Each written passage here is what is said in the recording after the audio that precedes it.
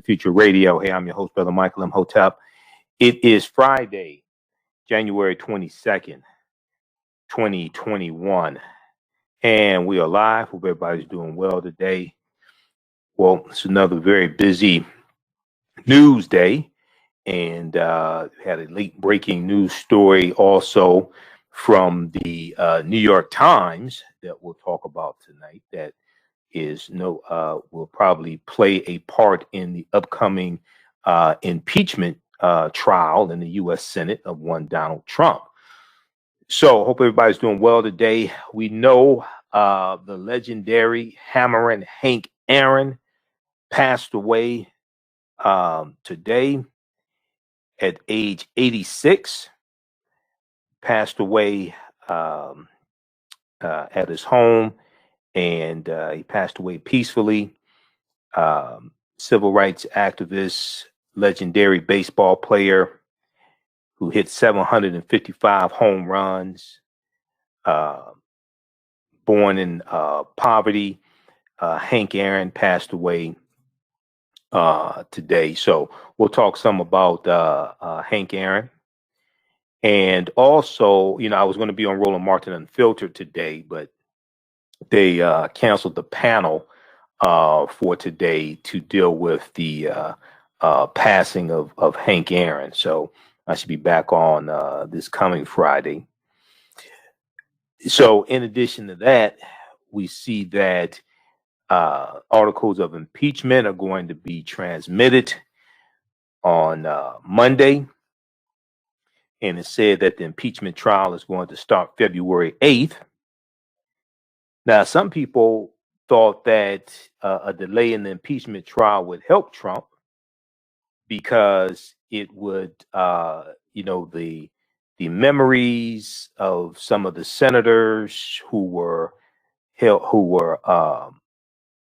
in the Capitol building when the insurrection took place, some of their memories may start to fade or something like that. Really, I don't think they're going to fade, but this is what some prognosticators were saying. Well, that was until the story broke today from the New York Times. And New York Times has a story dealing with how Donald Trump and the Justice Department lawyer was said to have plotted to oust acting attorney general. Okay, we're going to talk about this because this is another crazy story here, another twist that is definitely going to play a part in the impeachment trial. And this ties into Georgia also. This ties into Georgia once again, trying to overturn the election results of African American voters when it comes to Georgia. New York Times and also Washington Post has a story as well backing up this story from the New York Times. But the New York Times is reporting Trump and Justice Department lawyers said to have plotted to oust acting attorney general, trying to find another avenue to push his baseless election claims. Donald Trump considered installing a loyalist and had the men make their case to him. The Justice Department's top leaders listened in stunned silence this month. One of their peers, they were told, had devised a plan with Donald Trump, then president, to oust Jeffrey A. Rosen as acting attorney general and wield the department's power to force Georgia state lawmakers to overturn its presidential election results. To force Georgia state lawmakers to overturn its presidential election results. The unassuming lawyer who worked on the plan, whose name is Jeffrey Clark, had been devising ways to cast doubt on the election results and to bolster Donald Trump's continuing legal battles and the pressure on Georgia politicians. because Jeffrey Rosen had refused the president's entreaties to carry out those plans, Donald Trump was about to decide whether to fire Jeffrey Rosen and replace him with Jeffrey Clark. Okay, so we'll talk about this as well. This is a huge story. And, you know, I don't know if they're going to do an additional article of impeachment, but I think this has definitely come up at the impeachment trial, because this, once again, this all falls into this plan tied to the January 6th insurrection. All right, so we'll talk about that.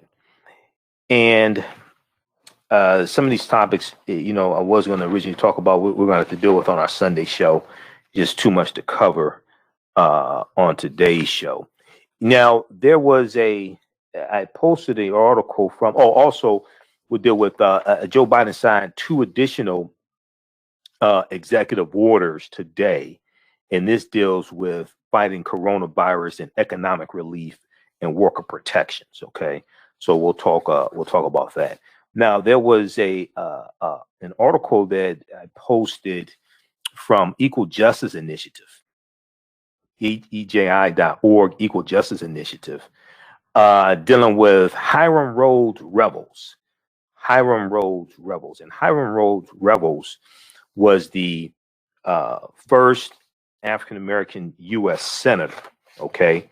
First African-American U.S. Senator. And this was in 1870, okay? And he was a U.S. Senator from Mississippi. And he almost was not placed.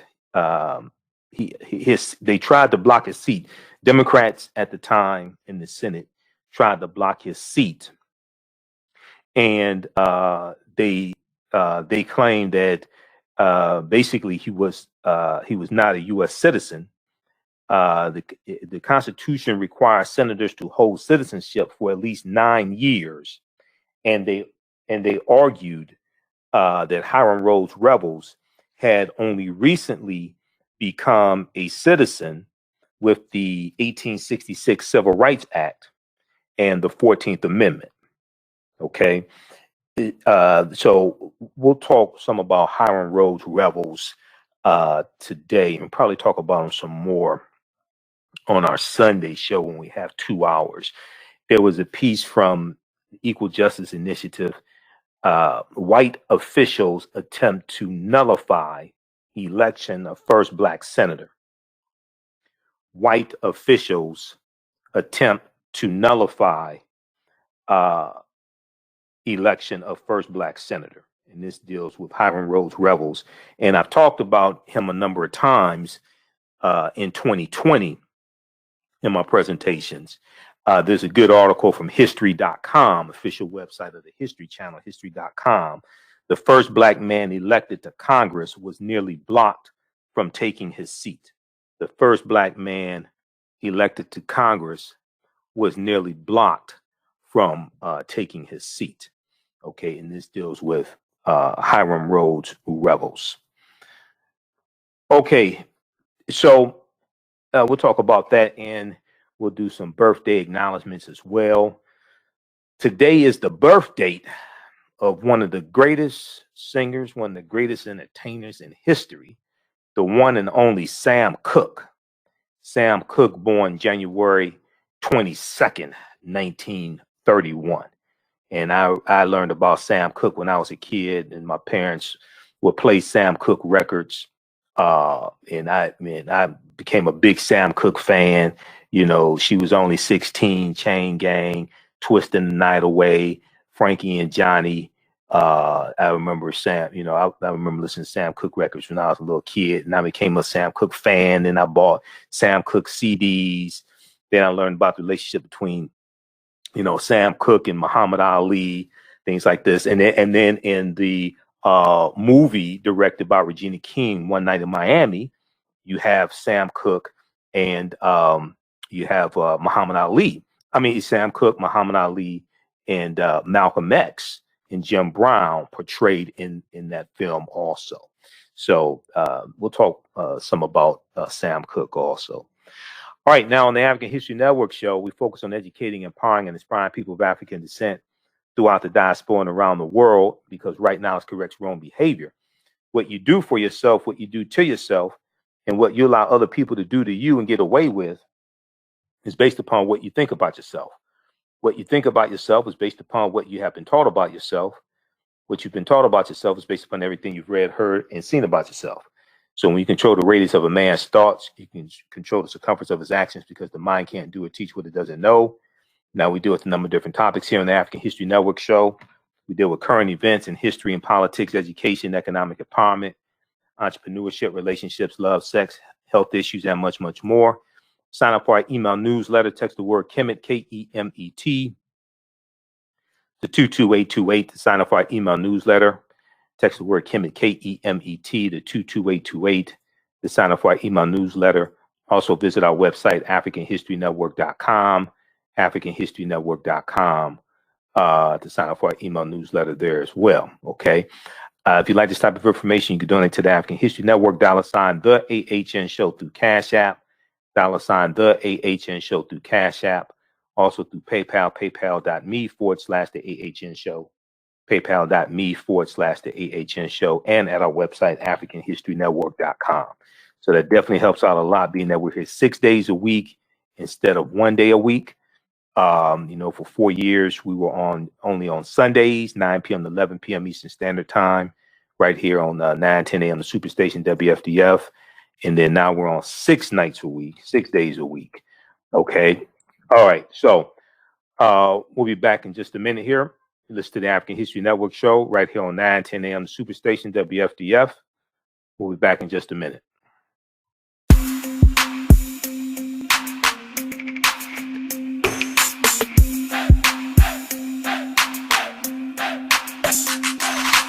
Are you getting ready for fall or winter?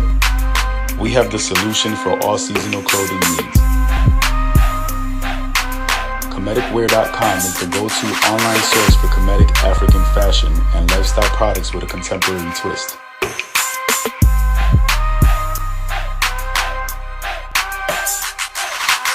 We're committed to offering unique styles in our African heritage.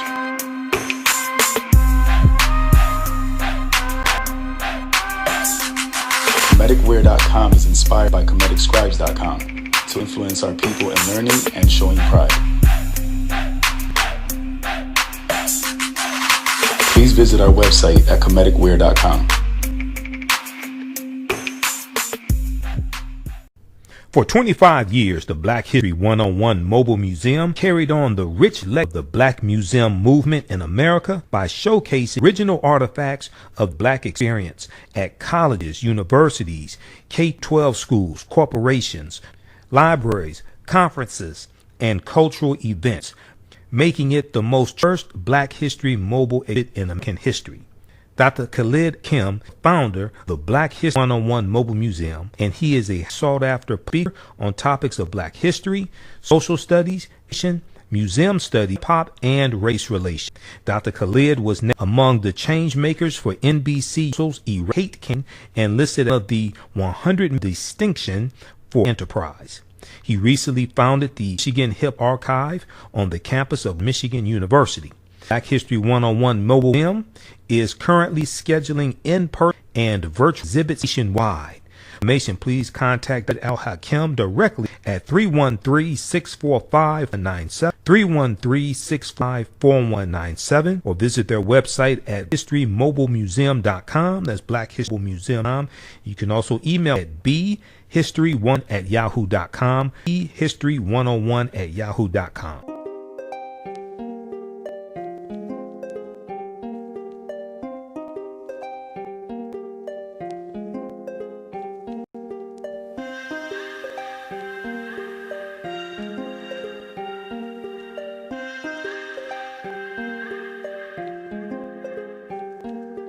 Black Bees products are a collection of natural, organic, personal care products with an appreciation of nature and bees. Our philosophy is without bees, we have nothing. We are honoring our Nile Valley ancestors who understood the importance of bees. Black Bees created a high-quality, natural, organic care line that would be affordable to everyone. We hope you try and enjoy our Black Bees products line and come back and visit us at blackbeesproducts.com.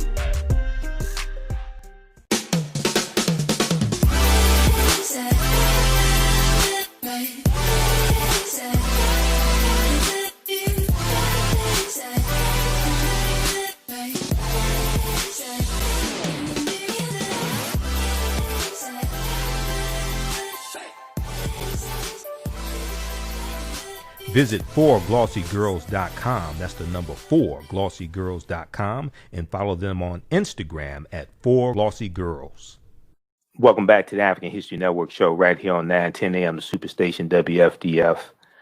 I'm your host, Brother Michael Imhotep. It is Friday, January 22nd, 2021. Calling numbers 313-778-7600,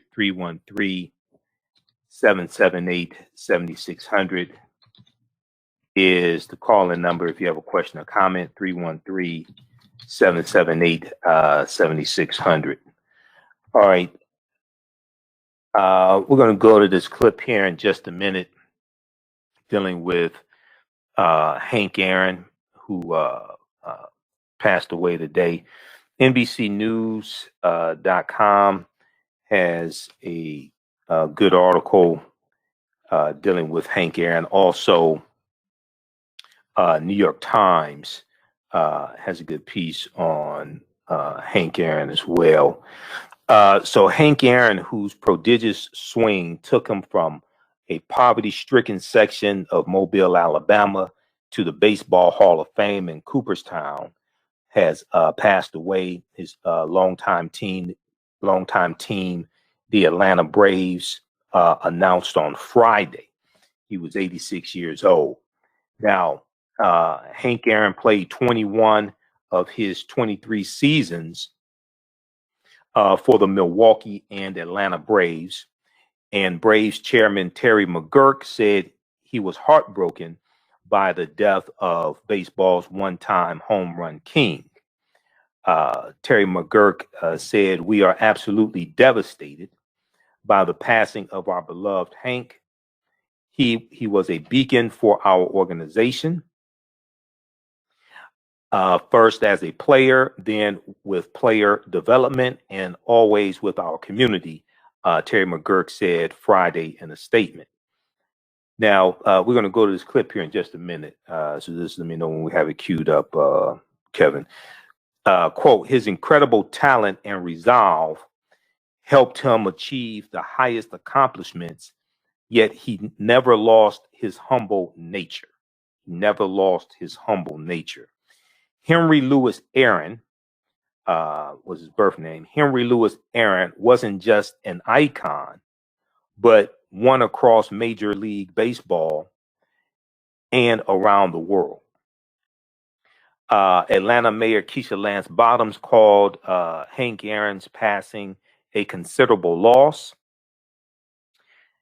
A considerable loss for the entire city.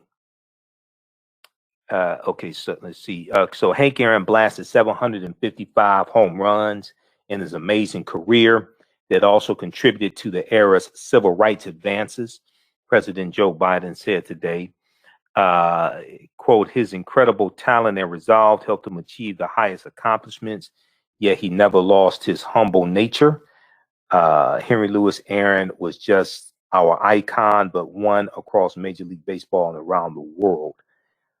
Now, quote, "What I deeply admired and respected about him is that each time he rounded those bases, an astonishing 755 trips home, he melted away more and more of the ice of bigotry to show that we can be better as a people and as a nation," President Joe Biden said in a statement on Friday. Quote, "Henry Aaron became, in the words of President Jimmy Carter, the first black man for whom white fans in the South cheered. The first black man for whom white fans in the South cheered. It was not only his bat, but his character that won over those hearts and minds. For generations of athletes and civil rights advocates who followed, he showed how to be proud and be unafraid to stand up for what is right and just, end quote. Now, Hank Aaron had been seen in public as recently as January 5th, when the Atlanta resident came to Morehouse School of Medicine to get his COVID-19 vaccine. He and his vaccination shot. He and former UN Ambassador Andrew Young got their shots in front of cameras and urged all Americans to seek vaccination. Former President Barack Obama said in a statement that Hank Aaron, quote, never missed an opportunity to lead, including earlier this month when Hank and Billy joined civil rights leaders and got COVID vaccines, end quote. Whenever Michelle and I spent time with Hank and his wife, Billy, we were struck by their kindness, generosity, and grace, and were reminded that we stood on the shoulders of a previous generation of trailblazers, end quote, President Barack Obama said. Now, Georgia Governor Brian Kemp praised Hank Aaron for, quote, his important work to advance civil rights and create a more equal, just society. Now, it's interesting, Brian Kemp would talk about civil rights, right, when he was purging African Americans from voter rolls and stole a gubernatorial election from Stacey Abrams. Okay, do we have a clip queued up? All right. Okay. Now, and former President Jimmy Carter, a native of Plains, Georgia, on Friday called Hank Aaron a, quote, breaker of records and racial barriers, end quote, a breaker of records and racial barriers. Rosalind and I are saddened by the passing of our dear friend, Henry Aaron, the nation's 39th president, said Jimmy Carter in a statement. One of the greatest baseball players of all time. He has been a personal hero to us. Now, Hank Aaron wrapped up his 23-year career in the major leagues in 1976 with a raft of records that still stand today, including 2,297 runs batted in, RBIs, runs batted in, 2,297, 6,856 total bases, and 25 all-star game appearances. All right. Now, I remember as a kid, I think I had a Hank Aaron baseball card, probably from like 75, something like that, maybe 76, somewhere around there. I don't think there's any cards worth any money. You know, I used to collect Topps baseball cards and Topps football cards when I was a kid. I think I still have some somewhere. And I remember there was if I remember correctly, it was a Boys and Girls Club commercial. Okay. And it's from like the 1970s. And it was Hank Aaron. It was Hank Aaron in the commercial talking about growing up to hit 755 home runs. So that's like really, I think that's really how I first learned about Hank Aaron hitting 755 home runs from that commercial. Okay. All right, I want to go to this clip here. This is from NBC News. Craig Melvin on NBC News interviewed Hank Aaron last year, okay? And they talked about his life, and they talked about he got death threats leading up to. So Hank Aaron broke Babe Ruth's home run record. Babe Ruth had 714 home runs. And Hank Aaron got death threats as he was getting closer to breaking Babe Ruth's record. Okay, because the home run record was basically the most coveted record in all of baseball, and it was held by a white man. Okay, let's go to this clip. We have some breaking news in the world of sports. Legendary outfielder Hank Aaron has died.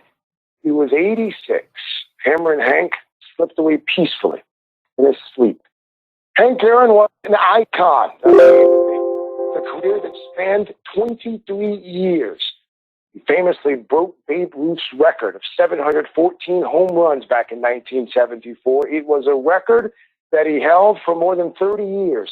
He retired in 1976 with a career total of 755 home runs. Hank Aaron made his major league debut at the age of 20, and he started his career, like so many others back then, in the Negro Leagues. I had the great honor of interviewing Hank Aaron for the Today Show in early 2020. Hank Aaron is widely considered one of the greatest to ever play the game. But before he donned that famous Braves uniform, he took the field for the Indianapolis Clowns of the Negro League, leaving his Alabama home in the early 50s. I remember so well my first year that I left Mobile, Alabama. One little Coke, $2.50 in my pocket. And my mother told me that was all she had to give me, and be very careful with it. What was it like playing for the Indianapolis Clowns?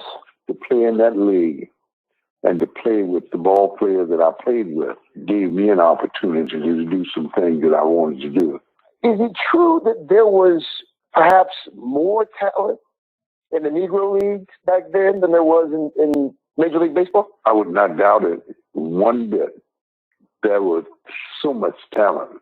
Though thousands of fans came to their games, Negro League players were not treated equally. Roadside restaurants banned blacks in their dining rooms. Gas stations closed restrooms, and white hotels shut their doors. In 1947, Jackie Robinson broke baseball's color barrier. Was there any pressure on guys like you to stay in the Negro League? Yes, it was.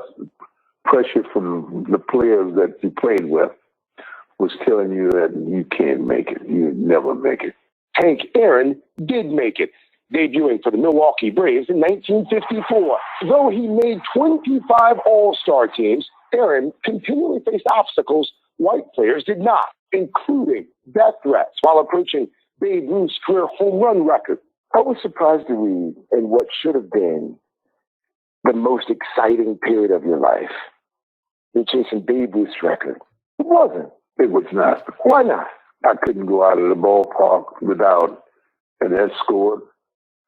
I had to stay in another hotel rather than staying in a hotel with my teammates. It was the toughest moment of my life. Here's the pitch. And then it happened.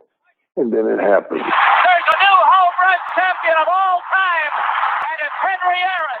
Runs batted in, 2,297. You're first. Extra base hits, 1,477. You're first.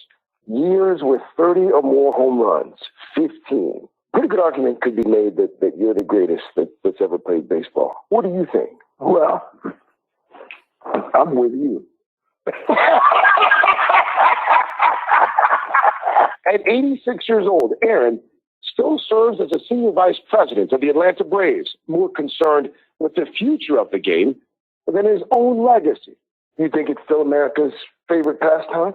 I think it's one of them. I believe football has caught up in some instance. I believe baseball is still number one. How does Hank Aaron want to be remembered? I've been fortunate and lucky in some ways. I would just like to be remembered as someone that God gave him a talent to play this game, and he did everything humanly possible to make the game the way it's supposed to be played. Okay. The last few moments, it would seem as if the general. Yeah, keep it playing. I didn't know that was direct. Keep going, Kevin. Thanks. No, that was it. That was. Oh, that was it. Okay. I thought that was the end of it. All right. So that was Craig Melvin, NBC and MSNBC's Craig Melvin, speaking with the great Hank Aaron. That was an interview for the Today Show in early 2020. Okay. All right. So I want to go back to this article here from NBC News briefly, and then we're going to transition because we this time goes by quickly. I want to also get to the story here dealing with Trump and the Justice Department. Very important story as well. Okay, so Also 313-778-7600 is the calling number. If you have a question or comment, 313-778-7600 is the calling number if you have a question or comment. All right, let's go back to this article here from NBC News. Okay, so people are pouring out, statements are coming out in praise of Hank Aaron. Now, the former Milwaukee Atlanta Braves great is best known for a record that no longer stands, hitting his way to the all-time home run record previously held by Babe Ruth and later eclipsed by Barry Bonds. Hank Aaron showed little bitterness that the power mark was surpassed in a modern era that has emphasized long balls and has been helped along by better training methods and even performance-enhancing drugs. When Barry Bonds hit his 756 home run in San Francisco in 2007, I remember when Barry Bonds broke Hank Aaron's record, the Giants played a videotaped congratulatory message from Hank Aaron himself. Quote, "It's kind of hard for me to digest and come to realize that Barry cheated in the home runs," the soft-spoken Hank Aaron told NBC's Today Show in 2020. Though he still calls Barry Bonds the home run king of baseball and doesn't believe other great players of the steroid era should be banned from Cooperstown, does not believe other great players of the steroid era should be banned from Cooperstown. Now, Babe Ruth's record of 714 career home runs once seemed insurmountable, but Hank Aaron surpassed the ex-Yankee with his number 715 in front of his home crowd in Atlanta on April 8th, 1974. April 8th, 1974. Not everyone, however, was cheering as hard as Atlanta Braves fans.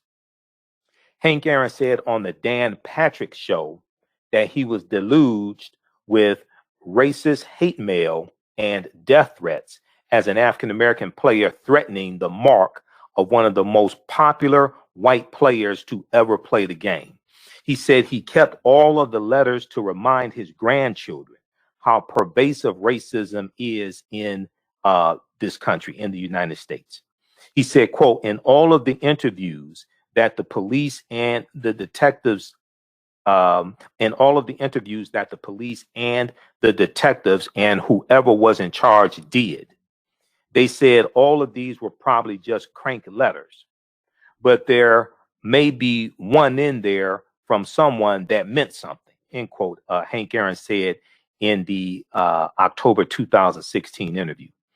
Now, Negro Leagues Baseball Museum President Bob Kendrick on Friday reminded fans that Hank Aaron broke with the Milwaukee Braves in 1954, just 7 years after Jackie Robinson shattered the color line with the Brooklyn Dodgers. So Hank Aaron faced the same brutal racism other African-American players of the era experienced, especially as the slugger approached Babe Ruth's home run record. Quote, "This black man in the Deep South was about to break a record that no one really thought could ever be broken, and that was not wearing well on a lot of white people," Kendrick told Major League Baseball Network shortly after getting word of Hank Aaron's passing. He went on to say, "And yet he was able to withstand, endure, and still perform at an exceptional level," end quote. Now, Bob Kendrick went on to say he's as much of a civil rights icon as anyone. He's as much of a civil rights icon as anyone. Now, Henry Louis Aaron was born on February 5th, 1934. The future outfielder was the third of 8 children of a tavern owner. Given his athletic prowess, sports seemed to be a ticket out of his poor African-American neighborhood in Mobile, Alabama. As he starred in baseball and football, first for for segregated Central High School and later for a private school called the Josephine Allen Institute. Hank Aaron would quit before he graduated high school, having inked a contract as an 18-year-old with the Negro Baseball League's Indianapolis Clowns, the Indianapolis Clowns in the Negro Leagues. Hank Aaron played only part of the 1952 season, but served enough time to lead his team to the championship. After Jackie Robinson broke Major League Baseball's color barrier in 1947, a player of Hank Aaron's caliber wasn't going to escape notice for long. He signed a $10,000 contract with the Milwaukee Braves, with whom he made his big league debut 2 years later. In 1955, Hank Aaron hit 328 with 27 home runs and 106 RBIs in his first full season, and won his first batting title a year later. Okay, 328 was his batting average. His sole National League MVP award came in 1957, courtesy of a stat line that included a batting average of 322, 44 home runs, and 132 RBIs, runs batted in. That magical season would end with the only World Series title of Hank Aaron's prestigious career, a 7-game upset of the seemingly indomitable New York Yankees. But what made Hank Aaron arguably the greatest player in baseball history was a combination of longevity and consistency. Longevity and consistency. He is one of only 2 players, along with Alex Rodriguez, who hit 30 home runs in 15 seasons. The outfielder Hank Aaron played most of his career with the Atlanta Braves, 12 seasons at Milwaukee, then Atlanta. Milwaukee Braves 12 seasons and 9 seasons Atlanta Braves after the team moved to Atlanta, but was traded back to Milwaukee to the expansion team, the Milwaukee Brewers, in 1975. He spent his final 2 seasons as a designated hitter for the American League squad. Hank Aaron retired at the end of the 1976 season with 755 home runs and a career batting average of 305. He was elected to the Baseball Hall of Fame in 1982. Okay, and I remember reading about Hank Aaron in the pages of Black Enterprise magazine, because he owned a Mercedes-Benz dealership. Okay, and I'm not sure if he still owns it, but I know for years he owned a Mercedes-Benz dealership. And let's see, autonews.com has a write-up about Hank Aaron also. They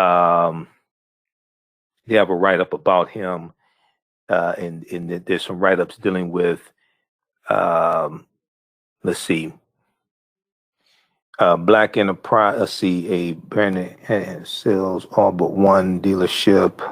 Okay, yeah, but I know for years he was he owned a Mercedes-Benz dealership as well. He was a Mercedes-Benz dealer also. Okay, 313-778-7600 is the call-in number if you have a question or comment.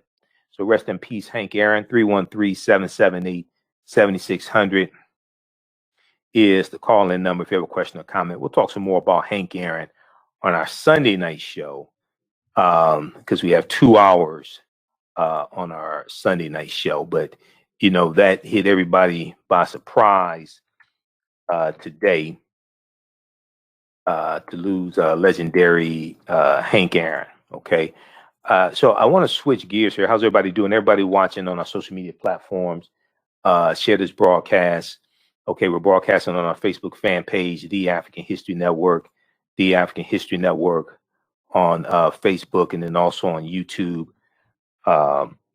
Michael Imhotep on YouTube, IMHOTEP.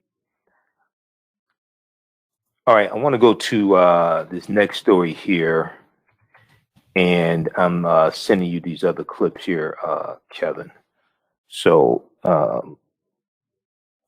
look out for these here. All right, and I want to go to clip 3 when you get those from MSNBC dealing with New York Times. Okay, so New York Times has this big story dealing with Donald Trump and the Justice Department, and Washington Post has reporting on this also. Trump and Justice Department lawyers said to have plotted to oust acting Attorney General. This is a huge story. This once again goes, now we just found out about this. This once again goes to the lengths to which Donald Trump was trying to overturn the will of the people, to overturn votes in Georgia. Okay, and there's a lot of African Americans in Georgia who voted for Joe Biden, who came out and voted for Joe Biden and get rid of Trump. Trying to find another avenue to push his baseless election claims, Donald Trump considered installing a loyalist and had the men make their cases to him. Now, the Justice Department's, this is reporting from Katie Benner for the New York Times. The Justice Department's top leaders listened in stunned silence this month. One of their peers, they were told, had devised a plan with Donald Trump to oust Jeffrey A. Rosen as acting Attorney General and wield the department's power to force Georgia state lawmakers to overturn its presidential election results. Okay, targeting Georgia once again to overturn Georgia's election results. Now, remember, on the 1 hour and 2 minute call that Trump had with Secretary of State Brad Raffensperger for Georgia, Donald Trump had some very negative things to say about Stacey Abrams, who called her a crook. Okay, called her corrupt. Okay, imagine Trump. If that's not the pot calling the kettle black, I don't know what is.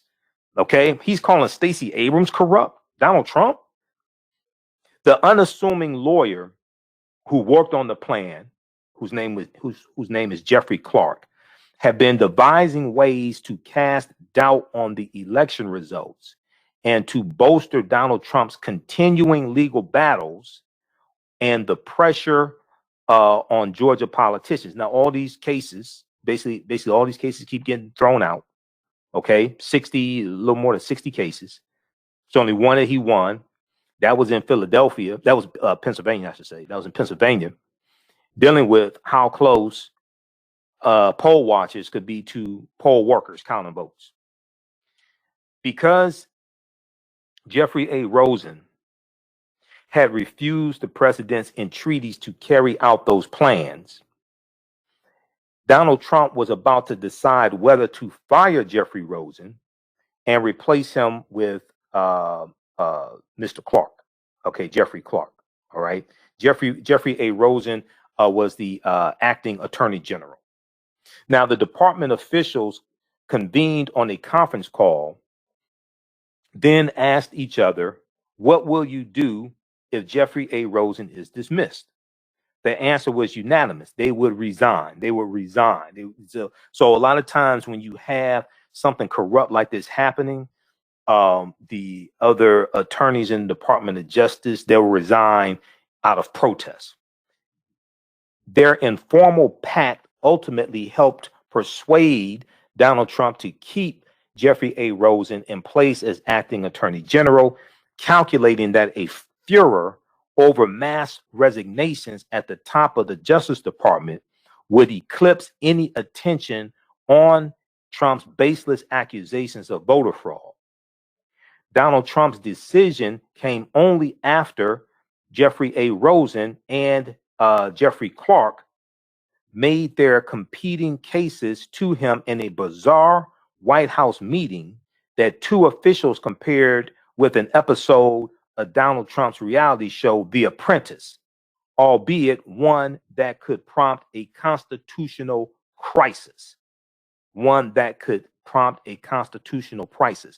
Now, this previously unknown chapter, this is the first we've heard about this. this previously unknown chapter was the culmination of Trump's long-running effort to batter the Justice Department into advancing his personal agenda. He also pressed Acting Attorney General Jeffrey A. Rosen to appoint special counsels, including one who would look into Dominion voting systems, a maker of election equipment that Trump's allies had falsely said was working with Venezuela to flip votes for Trump from Trump to Joe Biden. Just baseless conspiracy theory nonsense. We saw that idiot Sidney Powell, the idiot attorney for the Trump campaign, sometimes for the Trump campaign, sometimes not. Okay, sometimes you.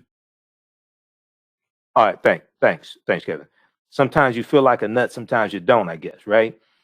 That she got hit with a $1.3 billion lawsuit, all right, behind putting out lies, making false claims about Dominion voting systems. I want to go to this clip here. This is from All In with Chris Hayes, January 2nd, 2021. New York Times, Trump and DOJ lawyer reportedly plotted to oust acting attorney general. Let's go to this clip. With all that we know about Donald Trump's attempts to overturn the election, there are still stories to be told about his behavior that had the ability to shock, to make you pick your jaw off the floor. Katie Benner of the New York Times has this unbelievable scoop tonight, published just 20 minutes ago. The Justice Department's top leaders listened in stunned silence this month. One of their peers, they were told, had devised a plan with President Donald J. Trump to oust Jeffrey A. Rosen as the acting attorney general and wield the department's power to force Georgia state lawmakers to overturn its presidential election results. The unassuming lawyer who worked on the plan, Jeffrey Clark, had been devising ways to cast doubts on the election results and to bolster Mr. Trump's continuing legal battles and the pressure on Georgia politicians. Because Mr. Rosen had refused the president's entreaties to carry out those plans, Mr. Trump was about to decide whether to fire Mr. Rosen and replace him with Mr. Clark. The reporter who got that amazing scoop, New York Times Justice Department reporter Katie Benner, joins me now. First of all, incredible reporting here. I had to read the story 3 times to make sure I was understanding it, but walk us through the story. What did you find?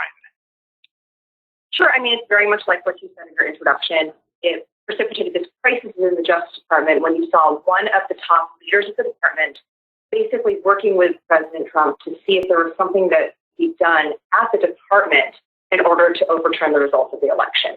Now, this person, Jeffrey Clark, had been rebuffed many times by the acting Attorney General Jeff Rosen and his deputy, Rich Donahue. They said, "Steve, this cannot continue." On New Year's Eve, they had a pretty stern conversation with him on New Year's Eve, which they really tried to understand why he refused to hew to the department's line that nobody had seen fraud. It had been investigated. It was something that Bill Barr had said privately to the president and publicly to the president, and yet Jeffrey Clark, having told them to read a lot of things on the internet, said that he just politely disagreed with them and continued.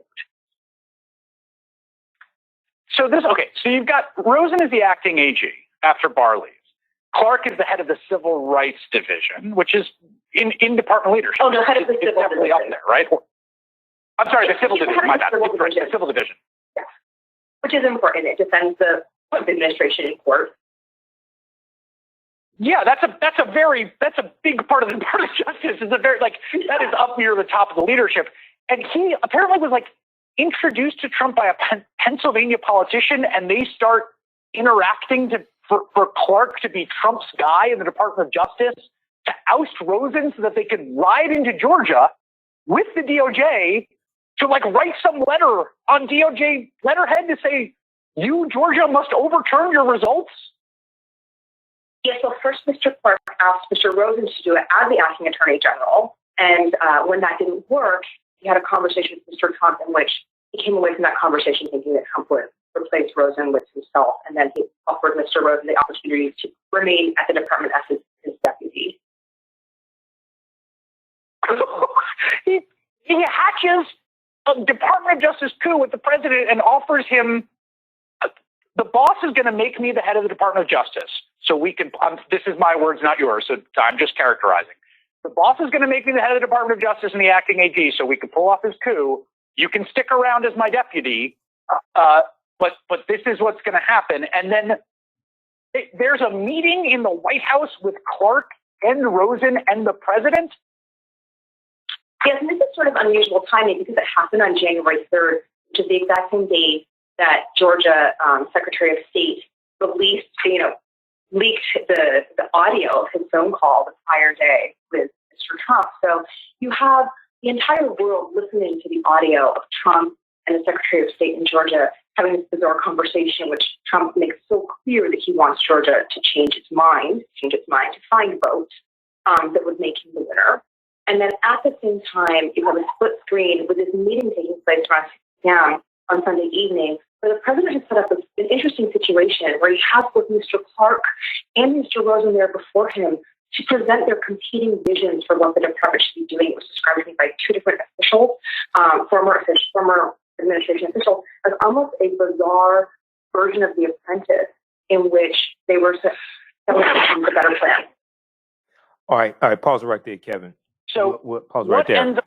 All right, we're out of time here on 910 AM Superstation WFDF. Those watching on our Facebook fan page, The African History Network, and my YouTube channel, Michael Imhotep, keep watching. We're going to keep broadcasting. We'll finish this clip there. We'll talk about this some more on our Sunday night show. If you like this type of information, you can donate to the African History Network, $ the AHN Show through Cash App, $ the AHN Show through Cash App, and also through PayPal, paypal.me/the AHN Show, and at our website, AfricanHistoryNetwork.com. Click on the yellow donate button. Right now, it's correct wrong behavior. It's not over till we win. Wakanda forever. Stay tuned for Pastor Greg Davis. We'll talk to you Sunday. We're on Sundays also, 9 p.m. to 11 p.m. Eastern Standard Time. It's not over till we win. Wakanda forever. We'll talk to you Sunday night. Peace.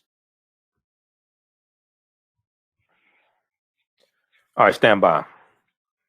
Stand by, everybody. Okay, let's continue here. Let me cue up that clip. How's everybody doing? And also, African American business owners, post the name of your business here on the thread of the broadcast. We'll let you know how you can advertise with the African History Network. We'll be here for a little while longer. We're going to talk briefly about Joe Biden and 2 executive orders signed today dealing with fighting against coronavirus, and then also dealing with the economy. And then we'll talk a little bit about Hiram Rhodes Revels as well. First African American U.S. Senator. He was from Mississippi, and he became a U.S. Senator in 1870, and he almost did not get seated. Okay, let's go back to this clip here from All In with Chris Hayes, dealing with this huge story from the New York Times. Trump and Department of Justice lawyer reportedly plotted to oust acting attorney general. Let's go back to this clip. Remain at the department as his deputy. He hatches a Department of Justice coup with the president and offers him, the boss is going to make me the head of the Department of Justice. So we can, this is my words, not yours. So I'm just characterizing. The boss is going to make me the head of the Department of Justice and the acting AG so we can pull off his coup. You can stick around as my deputy. But this is what's going to happen. And then there's a meeting in the White House with Clark and Rosen and the president.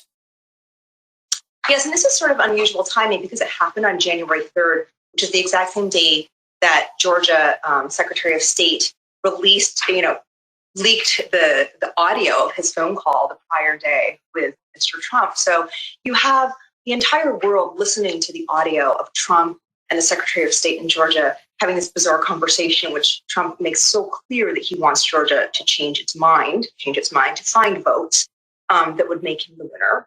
And then at the same time, you have a split screen with this meeting taking place around 6 p.m. on Sunday evening, where the president has set up an interesting situation where he has both Mr. Clark and Mr. Rosen there before him to present their competing visions for what the department should be doing. It was described to me by two different officials, former administration officials, as almost a bizarre version of The Apprentice in which they were selling the better plan.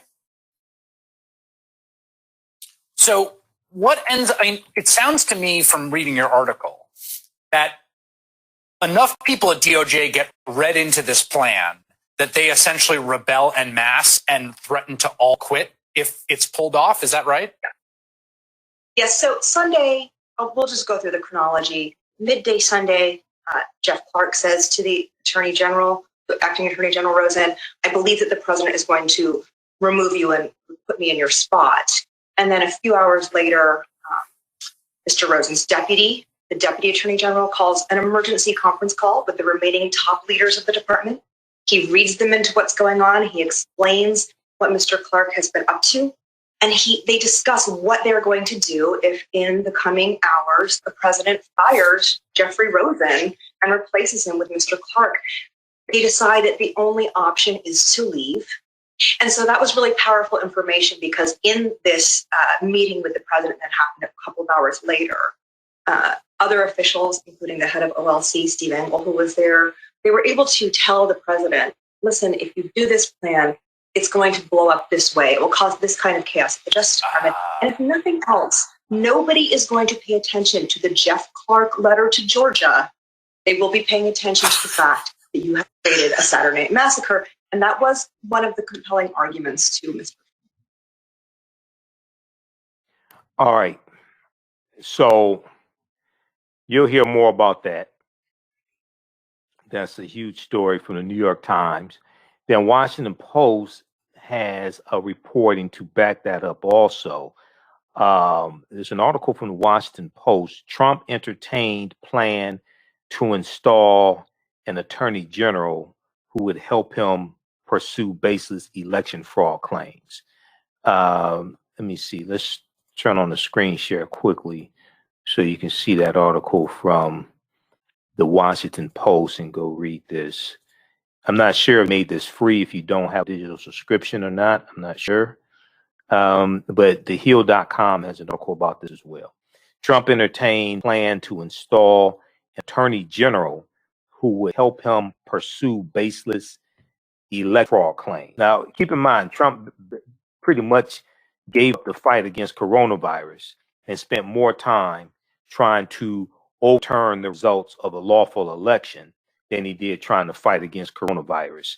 And you had between 2,000 to 3,000 people dying a day. Now it's on average between 3,000 to 4,000 people dying a day from coronavirus. All right. So this is from January 22nd, 2021.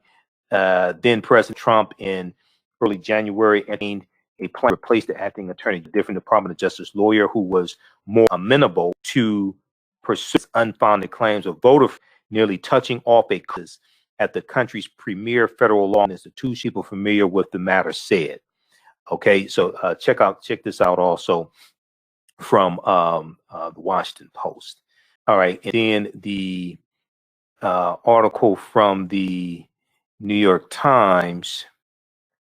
Then the article from the New York Times is we'll pull that up as well, so you can see that briefly, and you can read that.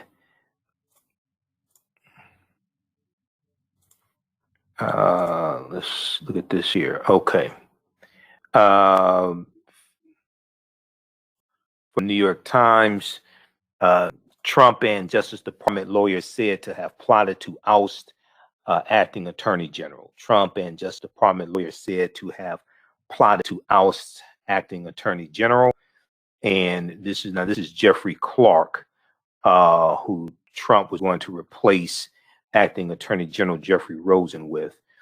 This is from January 22nd, 2021, from New York Times. Okay, so you check that out also. All right, I want to switch gears here. Let's go to these two executive orders that Joe Biden signed today. NBC News has an article dealing with this. Biden signs two executive orders. Biden signs two executive orders on COVID economic relief, worker protections, COVID economic relief, worker protections. Let's pull this up. With blackbusinesstee.com, the messages are clear and meaningful. Keep your business in the black and out of the red. Mind your black business. Know your numbers and plan strategically. Black Business Boss, lead your industry. Support black business, encourage, patronize, and uplift one another. BlackBusinessT.com currently has products sold in Detroit, Atlanta, Chicago, and Los Angeles, with proceeds returned to the black community. They have a wide selection of hoodies, t-shirts, mugs, hats, sweatshirts that support black-owned businesses. Visit the website blackbusinesstee.com. That's blackbusinesstee.com. For 5 years, the Black History One Mobile Museum has carried on the legacy of Black Museum movement in America by showcasing original facts of the experience at colleges, universities, 12 corporations, libraries, conferences, and cultural events, making it the most traversed Black History mobile exhibit in American history.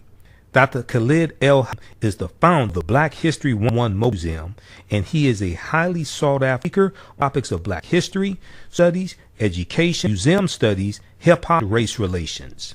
Dr. Khalid arranged makers for NBC Universal's Erase campaign and listed as one of the 100 men of distinction for Black enterprise. He recently founded Michigan Hip Hop Archive, the campus of Western Michigan University. The Black History 101 Museum is currently scheduling in and virtual exhibits nationwide.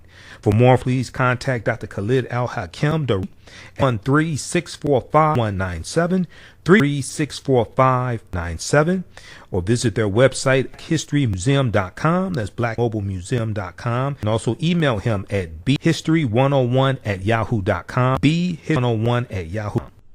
Soul Natural Beauty offers organic, based skin and hair care products that will rejuvenate skin and naturally grow hair. Their whipped shea butter can heal or restore damaged skin cells to prevent hyperpigmentation and skin breakouts. All products are made with organic plant-based ingredients. Their maximum hair growth oil is fortified with organic herbal extracts and undeniably proves that Mother Nature knows best. It thickens, lengthens, softens, and conditions all types of hair. They even guarantee hair improvement within 90 days or a full refund. Their all-natural 24-hour deodorant leaves the body smelling fresh without sweating for up to 24 hours. It does not stain fabric, goes on smoothly, and has a refreshing lavender and frankincense aroma. It can be used by men, women, even children. Place your order today at soulnaturalbeautyproducts.com. That's soulnaturalbeautyproducts.com. Follow them on Facebook at Natural Products. Intuitive Clothing, an online accessory, sells one-of-a-kind signature statement pieces for men and women. They also specialize in fashion consultations, closet organization, and decorating small spaces. Are you looking for a statement piece for a special affair, or would you like to add some select piece ensemble of a series? If you look for something, definitely contact Kathy Norman, owner and CEO of Intuitive Design Clothing. Visit their website, intuitivedesignClothing.com. That's intuitivedesignClothing.com, and you can email at intuitivedesign.com. Intuitive Design Clothing is where every entrance is a grand entrance. All right. Biden has signed a number of executive orders to roll back Trump-era policies as well as address the COVID-19 pandemic. Okay, so Joe Biden signed 2 executive orders Friday to address the economic toll of the virus pandemic, including expanding food stamps and begin the process to require everyone working for the federal government get a minimum wage of $10 an hour. Begin the process to require that everyone working for the federal government get a minimum wage of $15 an hour. So we're in a national emergency. We're in a national emergency, so we've got to move everything we've got. Biden's speech ahead of signing the orders. If we act, our economy will be stronger in both the short and long run. What economists both left, right, and are telling us, end quote. Now, the first order, which the White House called an, quote, all government, end quote, effort, all government, end quote, effort, asked the Agriculture Department to increase 15% a COVID-19 food assistance program provides nutritional assistance to families with children who would normally be free reduced price lunches when schools were in regular sessions. The order also extends the emergency increase in supplemental nutrition assistance program benefits, supplemental nutrition assistance programs, commonly known as food, authorized by Congress to include those at the lowest income levels. That could provide a family with 3 children with more than $100 to benefits 2 months, administration officials said. National Economic Council Director Brian Deese said the orders add a slew of executive orders that has already signed, quote, not a substitute for the massive $1.9 trillion COVID-19 relief bill that Biden hopes Congress pass, but rather a critical lifeline, millions of Americans who need assistance now. Quote, people can't afford to wait. So many are hanging on by a thread. The people can't afford to wait. So many are hanging on by it. Now, the order signed on Friday also asked the Treasury Department to update the process it uses to issue direct payments after a number of qualifying Americans report issues and delays getting the first round of stimulus checks last year under Donald Trump. You'd think they would have the kinks worked out by now, but it was under Trump, though. The order also establishes a coordination system across federal agencies to help people better navigate relief benefits they qualify for. All right. This is another executive order from Joe Biden. Just second full day on the job. Okay. Doing all this, second full day on the job. That's the difference between somebody who's competent and somebody like Trump who was not. Okay. This order also establishes a coordination system across all agencies to help people better navigate what relief benefits they qualify for. President Joe Biden's order also allows for workers who turn down employment out of concerns about health risks amid the pandemic qualify for unemployment benefits. Because under the way it currently is, if you turn down a job, if you're collecting unemployment benefits and you turn down a job or get called back job, and you are afraid to go back because you're afraid you'll get coronavirus. I mean, really afraid you'll get coronavirus, you could lose your unemployment benefits. And you're choosing between your life and your unemployment benefits. Okay. Biden changed that with his executive order. Just second full day on the job. Okay. Biden order also allows for workers who turn down employment out of concerns of health risks amid COVID-19 pandemic to qualify for unemployment benefits. So no one should have to choose between their livelihoods and their own health or the health of loved ones in the middle of a deadly pandemic, end quote, Joe Biden said. All right, I want to go to this. I want to go to this clip here. This is dealing with these executive orders. We'll go to this here. How's everybody doing? Everybody share this broadcast on your social media platforms. This is the difference between somebody who knows how government works and how it's supposed to work, and somebody who just has no clue and is just trying to fleece government and shake it down, and then trying to overturn lawful elections to stay in office. This is the difference. Okay, let's go to this clip here. So this is Joe Biden talk. Biden announces executive orders for economic relief amid the COVID pandemic. All right. This was at a press conference he had today. Let's go to this clip. Today, I'm signing an executive order that directs the whole of government, a whole of government effort to help millions of Americans who are badly hurting. It requires all federal agencies to do what they can do to provide relief to families, small business, and communities. And in the days ahead, I expect agencies to act. Let me touch on 2 ways these actions can help change Americans' lives. We need to tackle the growing hunger crisis in America. 1 in 7 households in America, 1 in 7, more than 1 in 5 Black and Latino households in America report they do not have enough food to eat. That includes nearly 30 million adults and as many as 12 million children. And again, they're in this situation through no fault of their own. It's unconscionable. The American Rescue Plan provides additional emergency food and nutrition assistance for tens of millions of children and families to address this crisis. But families literally can't wait another day. As a result of the executive order I'm going to shortly sign, the Department of Agriculture will consider taking immediate steps to make it easier for the hardest hit families to enroll and claim more generous benefits in the critical food and nutrition assistance area.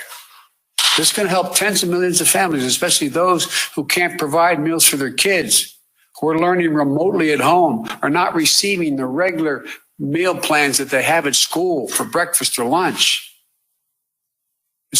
We also need to protect the health and safety of the American worker.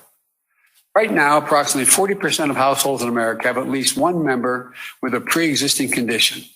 Just imagine, you're out of work through no fault of your own.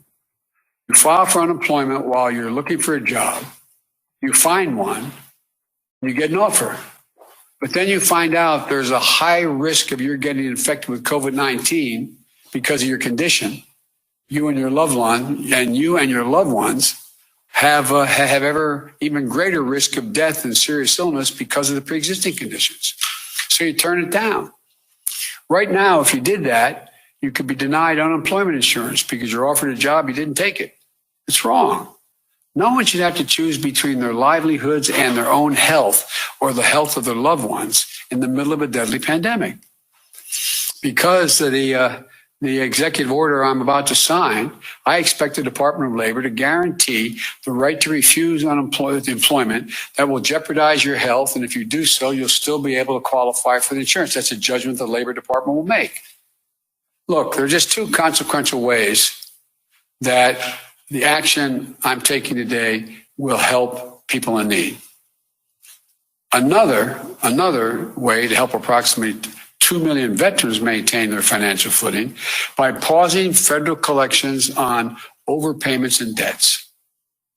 Another makes sure that federal contractors are receiving taxpayers' dollars provide their workers with the pay and benefits they deserve. These are places where federal tax dollars are administered, are being made available to build things from ships to staircases. And the federal government lets the contract, and we're going to make sure that they buy American and are made in America. And here's another. Right now, there are up to 8 million people that are eligible for direct payments from the CARES Act and a relief bill passed in December. They're entitled to those payments, but there's not an easy way for those folks to access them. So we're making it a priority today to fix that problem and get them relief they're entitled to. All right. So that is excerpt of press conference that took place today. And Joe Biden was announcing 2 executive orders that he was signing dealing with COVID-19 economic relief and worker protections. All right. So that's big news there. Go back and watch the show from yesterday, at January 21st, 2021 show. We dealt with, we continue talking about the executive orders that Biden has signed this week. We dealt with the executive order on advancing racial equity and support for underserved communities throughout the federal government. And this ties into him talking about fighting against white supremacy in his inaugural address on Wednesday. Okay, so I see a whole lot of people talking, but very few people actually read. We broke this down on yesterday's show. Okay, so a lot of people don't do that. They just put this BS out here and have no clue what they're talking about. And see, I actually read the executive orders, and I go to whitehouse.gov and read the executive orders. What's whitehouse.gov? The official website of the White House. That's all the executive orders are. Okay, so go back and we broke this down on our Thursday show.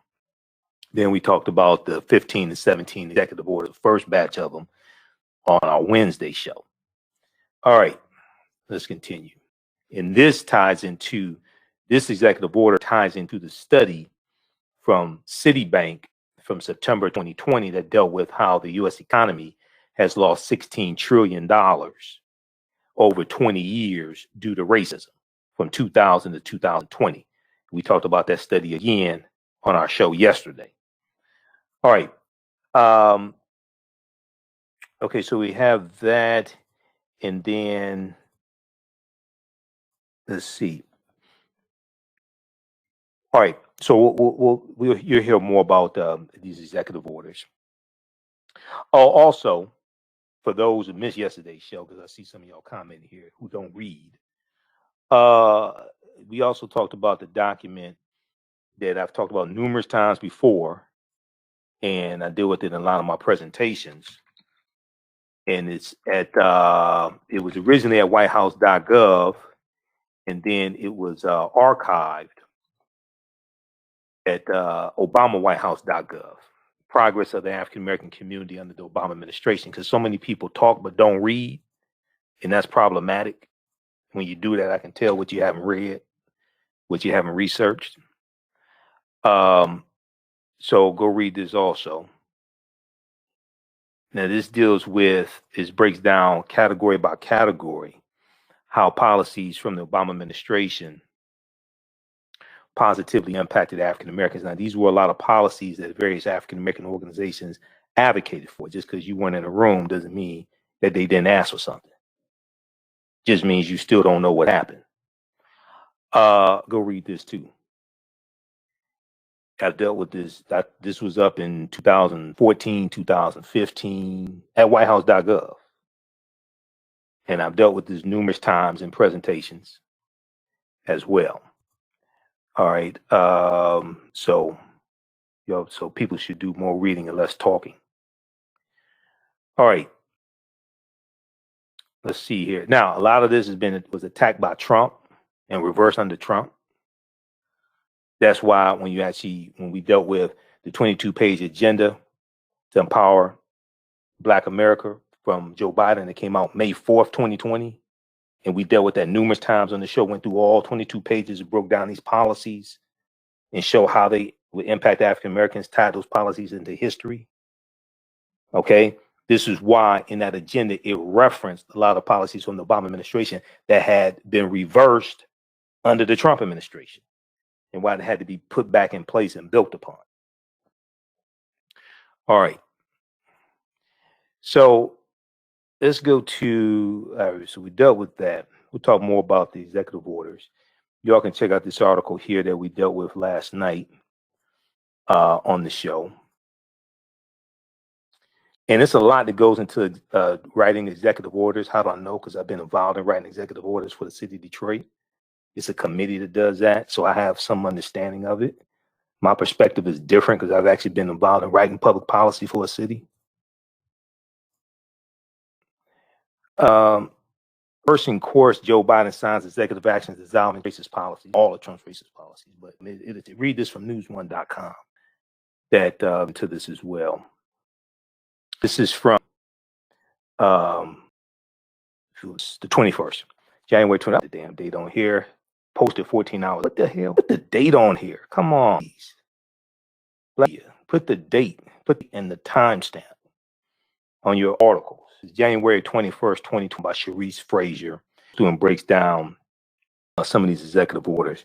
Reversing court, Biden signs of actions dissolving Trump racist policies. Executive order including underserved Black population stressed under the weight of pandemicism and coronavirus. You know, so a lot of people talking, but very few people read and actually know what they're talking about. Okay, let's continue here. So we'll do birthday shout outs and then we'll get to Hiram Rhodes Revels. Today is the birth date of one of the greatest entertainers of all time, legendary Sam Cooke.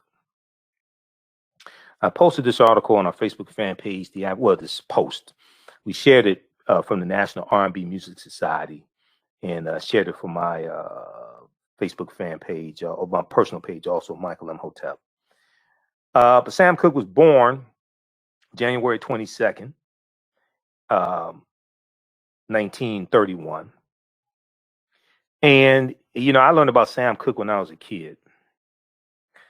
And and my parents would play Sam Cooke records at home. And I listened. That's how I learned about Sam Cooke. And, you know, listened to Chain Gang and She Was Only 16, Twisting the Night Away, Frankie and Johnny, Cupid, you know, Cupid, Draw Back Your Bow.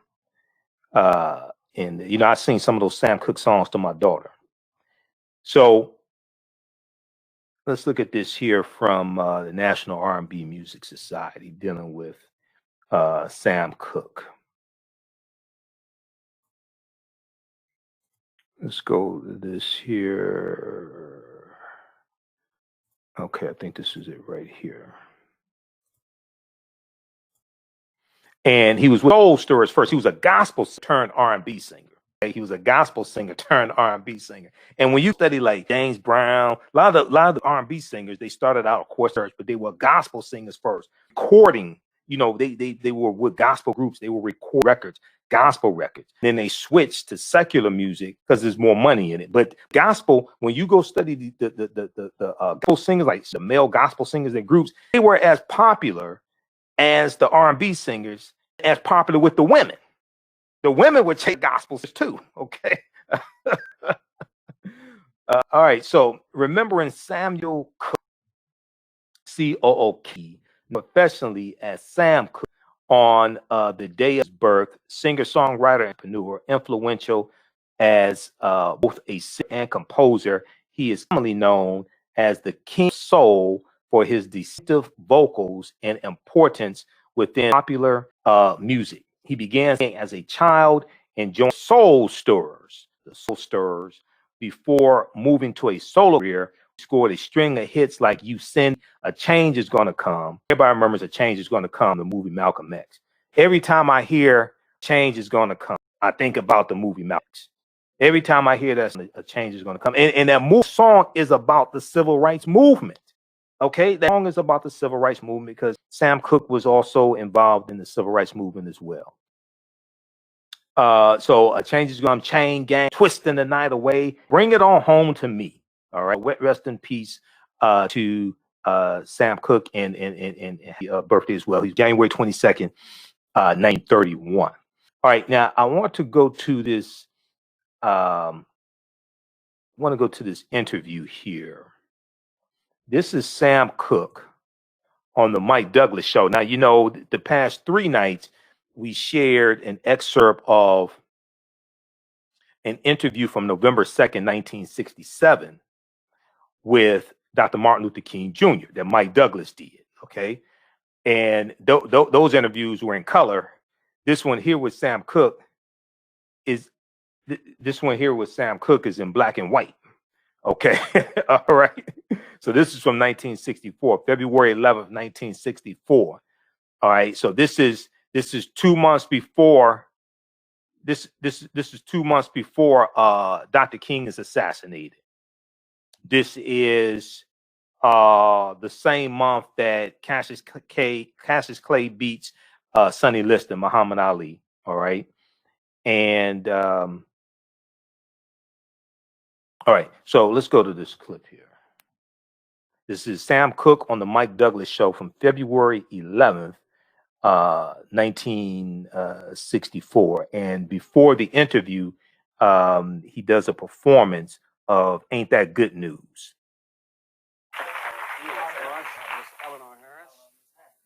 It's good news. Good news, yeah. Let's do a little capsule version of the Sam Cooke story. How did it all happen? A little capsule version. Born, my father was a minister. I started singing in the church naturally because I was exposed to gospel singing first, Mike. Came out of school, went with a professional gospel group called the Soul Stirrers. Sang around the country with them for about 5 years. Decided to go on my own. Made a song called You Send Me. It sold about 1.5 million copies for me, luckily enough. Went into the total bombs. You bombed? Did you really? That's right. I I bombed bombed the Coke. Wait a minute. See, here's what I bombed. Coke is a funny room, and unless you know show business, and unless you give it a real Coke adult approach, you bomb. And that's what I did, because I didn't make good. That's why I said bomb. Because there are copas everywhere. It's the one in New York City you're talking about. Which, that's right. For some reason, I can't explain it. It happens to be the prestige date of all time. If you make it at the copa, that's it. Is that true? I think that's true. No. Isn't that true? Why do you think you bombed? Why do you? I know why I bombed. Because I wasn't ready. Yeah. I know I bombed, too. I had the wrong act. Oh, I mean it. I didn't say a word. The whole act that I did, it was just entertainment. Song. Yeah. And these guys would sit and give me that real glassy stare, you know. And one night, right in the middle of the song, guy gave me the words. I had a kind of a dramatic place in Autumn Leaves, you know. And I sort of looked over and I said, but Autumn Leaves, he said, start to fall. And I didn't answer back, I guarantee you. He's a little guy sitting just looking at me like that all through the act. Yeah. I thought they were going to pick me up in the alley somewhere. You know, there are different opinions on what you have just said. Now, a lot of people who prepare acts for people like you and Howard say that you're not supposed to talk until you're well into it. Now, I've seen the best of them perform, and I know Sammy Davis doesn't say word one until he's sung for about 30 minutes. Yeah. And that goes for Tony Bennett. Well, I think it's all in trying to establish a rapport with the audience. If you feel that you're establishing a rapport, it's not necessary to talk. But then sometimes conversation, some people sing better to establish a rapport, some people happen to talk better. Now, I do what comes to my mind. Now, if I feel I'm not establishing a rapport, and if I see there's something I can say in conversation that will help them come to me and me come to them, because it's a mutual thing, then I'll talk. Sam, what is this song that you're going to do? Darling, You Send Me medley. What is that? Is that the big? That's the big thing. I had You Send Me, and right after that, I had another song called Sentimental Reasons, and I usually sing these two songs together because they mean so much to me. You had a big one on Chain Gang too. That's right. Yeah, I'm keeping up with you. Yeah. Sam Cooke's going to sing for us again. Would you like that?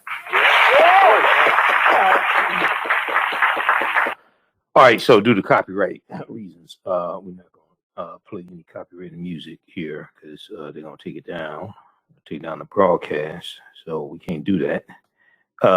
So let's go further into the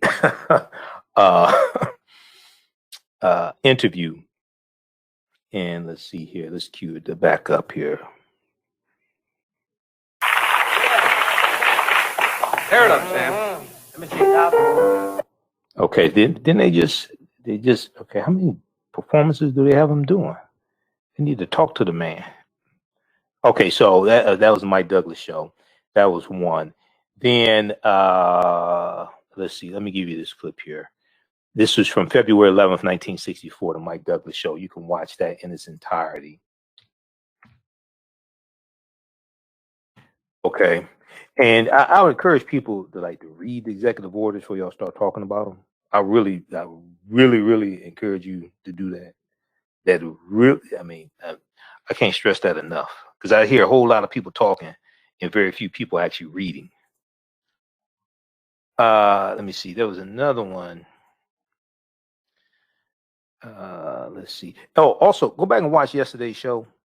We talked about how most Americans don't know what's in the Constitution because they don't read it. CBS this morning on CBS, the morning show on CBS, January 19th, they did a segment dealing with how most Americans don't know what's in the Constitution because they haven't read it and don't understand the law. 2/3 of Americans couldn't name the 3 branches of government. All this is tied together.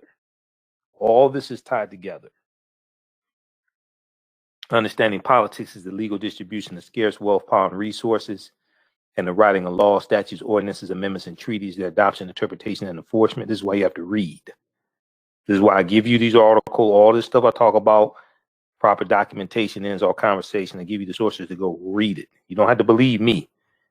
Go research this yourself. All right, let's see here. Fly Girl said very few people read. Yeah. That's why I do more reading than talking. That's why I only do one broadcast a day because I'm busy researching. I don't have time to do that. I'm researching. Let's see here. I'm trying to get. It was one more I wanted to get that doesn't include. There was one with Dick Clark. Okay, let's see. Yeah, this one here. This is from 1964. Goodies and all that stuff. This is from 1964 with Sam Cooke being interviewed by Dick Clark. Sam, come sit. Make yourself at home. What year, we're reminiscing today and using the all-time, old-time goodies and all that stuff. What was the first year you recorded You Send Me? Send Me, Dick, that was in 57. Previous to 1957, how many records had you made?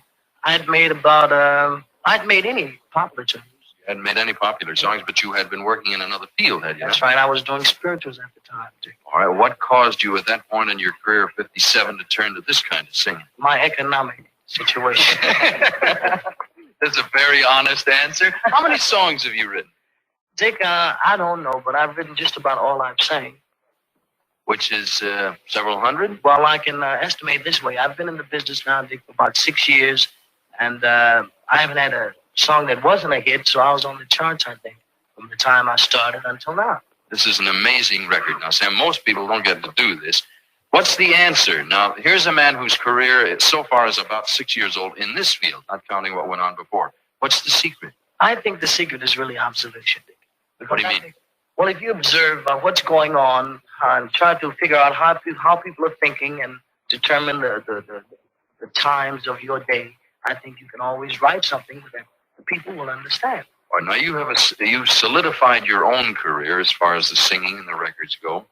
What do you hope to do in the future? You're doing different things now, aren't you? Yeah, well, now, Dick, I'm working mostly with other young singers, you know. Wait a minute. Young singers.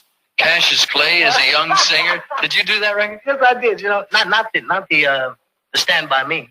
I did the one called Hey Hey, the Gang's All Here. Yeah. Was it fun? It's a lot of fun because Cassius is a fun guy. You don't dare have any argument. Yeah, just ask. No arguments. Just ask a few other people that tell you no. You don't dare argue with this cat. That's for sure.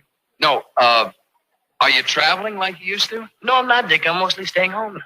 What do you produce and write and so forth? I'm producing and writing, as I said, for other people. What could be the greatest thing in the world that would happen to you if you had your choice? The greatest thing that happened to me, if all the singers I'm connected with had hits. I will knock on wood and hope the whole thing goes. Sam and I were talking about before. The last time I think I was looking at an old film. It was about 1957 or 58. We'll reminisce a little bit and we'll do some autographs, if you will, all right? All right, I will. We'll join you. Nice to see you again, too. Thank you. Sam Cooke, ladies and gentlemen. We'll join you at the autograph table. All right. All right, that's Sam Cooke from 1964. Wow, being interviewed by Dick Clark. Okay. So check that out also. You know, a lot of people see now, a lot of people, let me, how should I phrase this?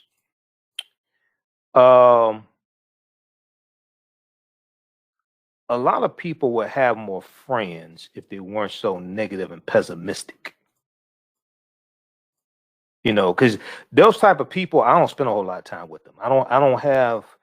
I have very few people in my inner circle, and I don't have negative, pessimistic people around me. And usually the ones that are negative and pessimistic aren't doing anything positive. They talk a lot, but they ain't doing the damn thing. So I just be cognizant of those people. And if you hang around 4 broke people, you're going to be number 5. Okay. You got to be careful of the people you have around you in your inner circle. And a lot of those negative people always speaking negative. They don't do this. They don't do that. Blah, blah, blah. All that. I don't have time for that. That negative energy saps all of your strength and all that from you. So, you know, you can hang around those people if you want to. Just keep them the hell away from me. Okay, we got that. Okay, so also celebrating the birthday today is DJ Jazzy Jeff as well. Okay, and we first found out about DJ Jazzy Jeff, most of us, from Will Smith, the Fresh Prince. Parents just don't understand. Okay, DJ Jazzy Jeff and the Fresh Prince. So he is. Let's pull this up here also. And I'm going to show you this other article quickly here. I posted this yesterday. We can do a whole show on this other article here. But DJ Jazzy Jeff's birthday is today also. Let me see. Let's pull this up here. I kind of lost my place for a minute. And, we as a people would get farther if we did more reading and less talking. I'm just saying. Somebody who taught entrepreneurship for 7 years or somebody who teaches history. Your thoughts create feelings. Your feelings create actions and behaviors. Your actions and behaviors create results. January 22nd, 1965. Jeffrey Allen Towns, better known professionally as DJ Jazzy Jeff, record producer, DJ, and comedian, who's best known for his friendship and collaboration with Will Smith as DJ Jazzy Jeff and the Fresh Prince. He turned 65 today.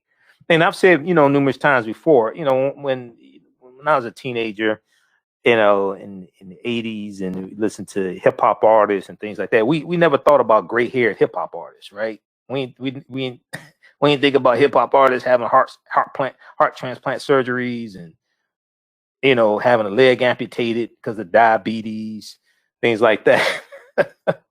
So when I see who was it? When I saw an interview with P. Diddy. Puff Daddy, P. Diddy, Sean P. Diddy Combs last year. He had a gray beard, and I see this, we never thought about gray-haired rappers, right?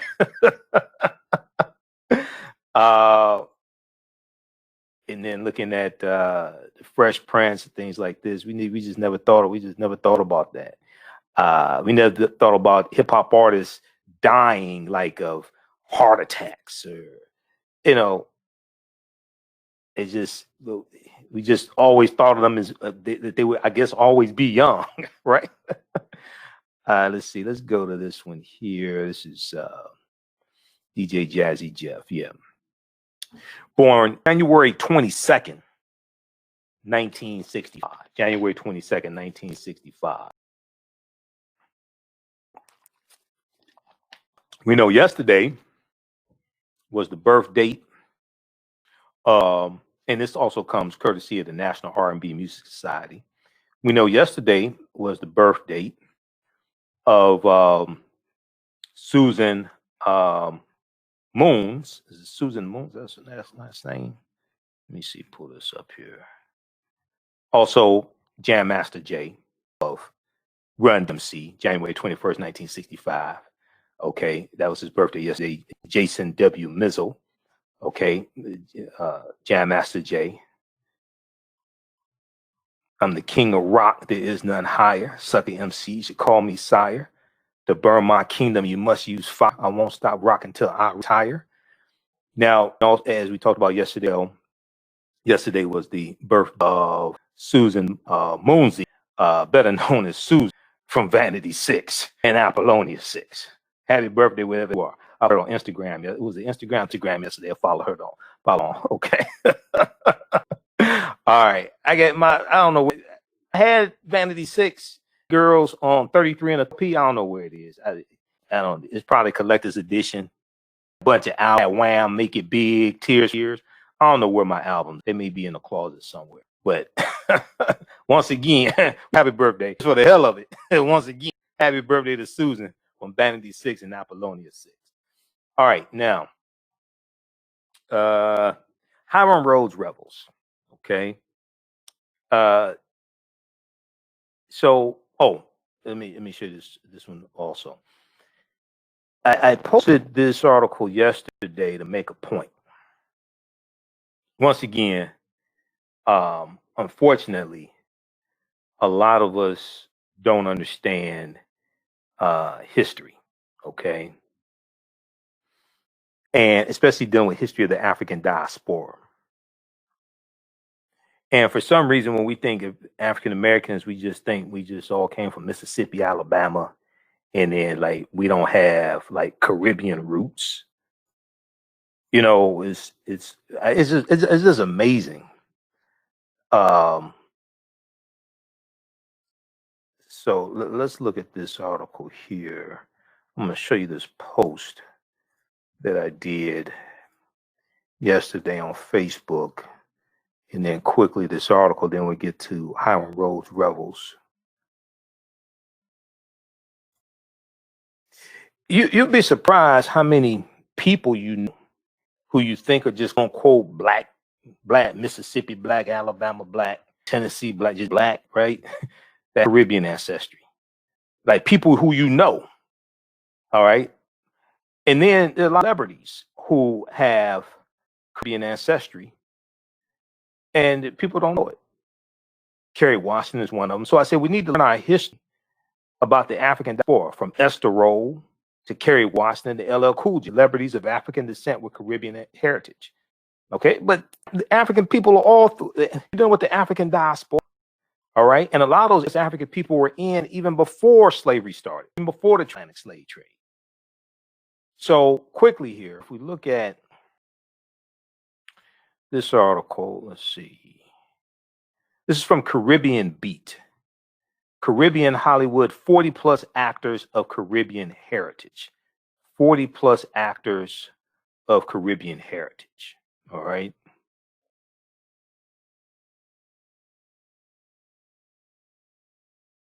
We know people like Harry Belafonte, Sidney Poitier. We know that. We know Minister Farrakhan. Right? We know, most people know about that. Okay. Rita Moreno, Esther Rolle, Florida Evans from Good Times. Her parents were Bahamian. Mad Sinclair, King Jamaica. Okay. We Jeffrey Holder, the 7-Up, and Jeffrey Holder and Boomerang, right? Bald-headed guy used to be 7-Up commercials. We know he's Caribbean.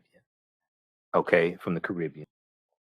Oh, speaking of Caribbean, yesterday Billy Ocean's birthday. I posted about it when was going on yesterday. I forgot to give a shout out to Billy Ocean also. Talk about Caribbean Queen. She's by me, painted on jeans. Right? Talk about Caribbean. Okay.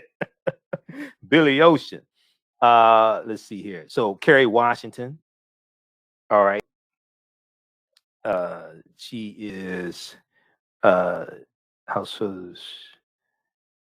Jamaican, mother's Jamaican, American father. CCH Pounder, Guyana. Okay, born in Guyana on Christmas Day, 1962. As Benicio del Toro. Lorraine Toussaint, Trinidad, born in Trinidad and Tobago in 1960. Naomi Harris, born to a Jamaican mother and Trinidadian father. Derek Luke, born in the U.S. to a Guyanese father, American mother. Also, Issa Rae. Everybody, a lot of women like the TV show Insecure. Issa Rae, her parents are from Sierra Leone. She has Sierra Leone ancestry. Michelle Rodriguez, Puerto Rican father, mother from Dominican Republic. Okay, Dual Hill, who's it? Sean Patrick Thomas, born in the U.S. to Guyanese parents. Actor Sean Patrick Thomas, who we saw in one of the barbershop movies. Letitia Wright, Black Panther. Okay, Guyana, 1993, migrating to the UK at age 7. Winston Duke, born in Tobago, 1986, also in Black Panther. Singer Heather Headley.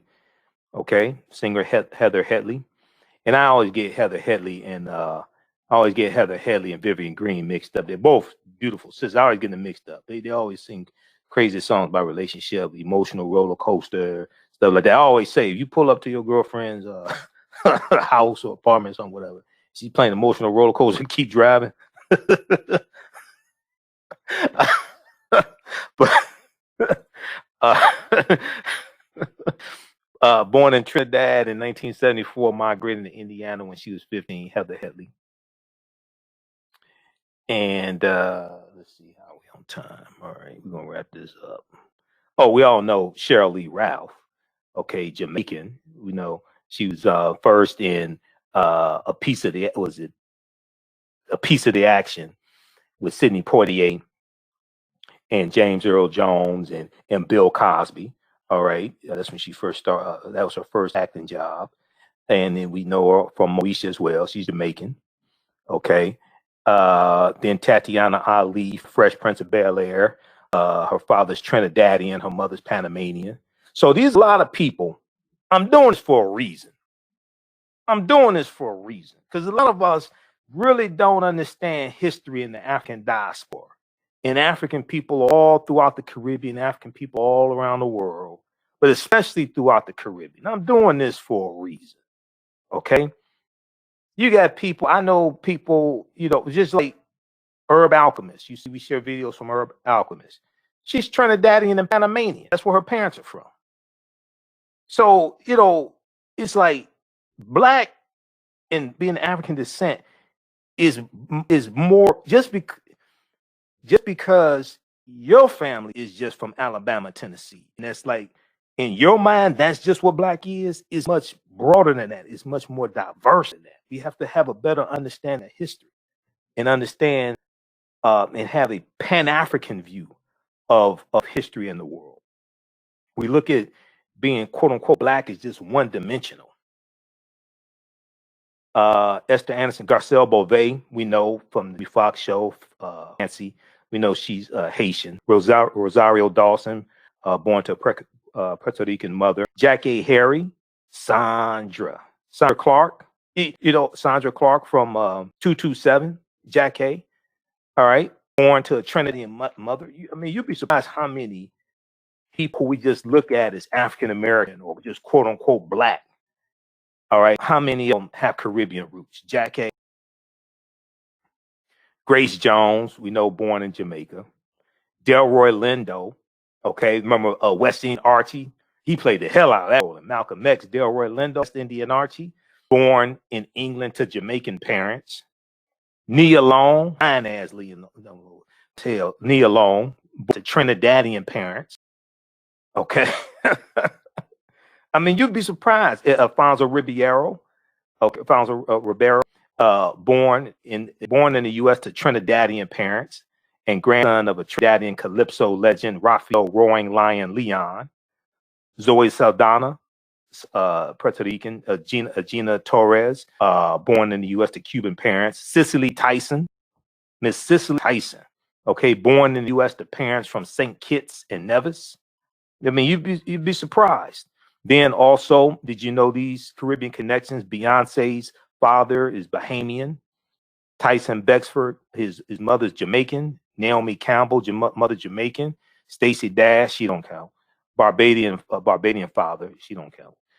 LL Cool J, his grandparents are Barbadian from Barbados.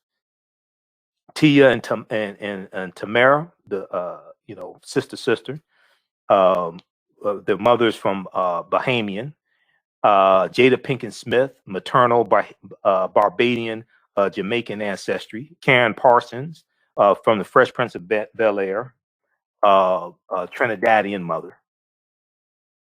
Okay, so we got to do more research. When we think of black, and then even black American and all this, that's more diverse than we think it is. It really is. We have to understand history. Okay, so check this out at Caribbean-beat.com. Caribbean Hollywood, 40 plus actors of Caribbean heritage. 40 plus actors of Caribbean heritage. Okay, lastly, and let me post this link here. Then we really have to get out of here. If you If you all like this type of information, you can donate to the African History Network. $ the AHN Show through Cash App. $ the AHN Show through Cash App. Also through PayPal, paypal.me/the AHN Show. PayPal.me/the AHN Show. This helps us keep doing the research and stay on the air 6 nights a week. 6 nights a week. And keep broadcasting, pay some of the bills, etc. Stay on the air.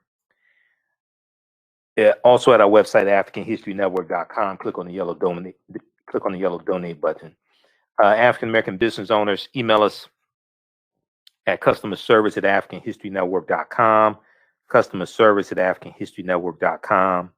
You can also email us at AHNShow@AfricanHistoryNetwork.com.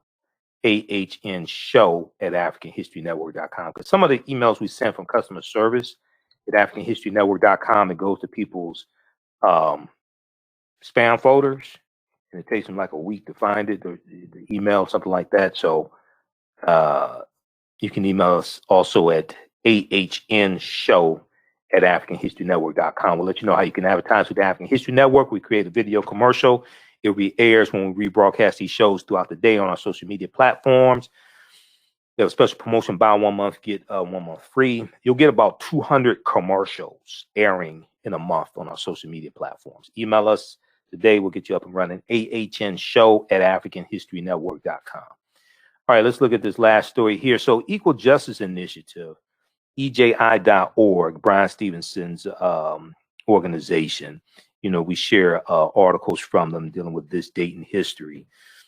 So they have a article here dealing with Hiram Rhodes Revels. Hiram Rhodes Revels, and I talk about him periodically. I talked about him a lot in 2020. Hiram Rhodes Revels was the first African American U.S. senator. Okay, this was in 1870. He was a U.S. senator from Mississippi. And once again, all this ties into history. It deals with not just the legacy of slavery, but Reconstruction, etc. And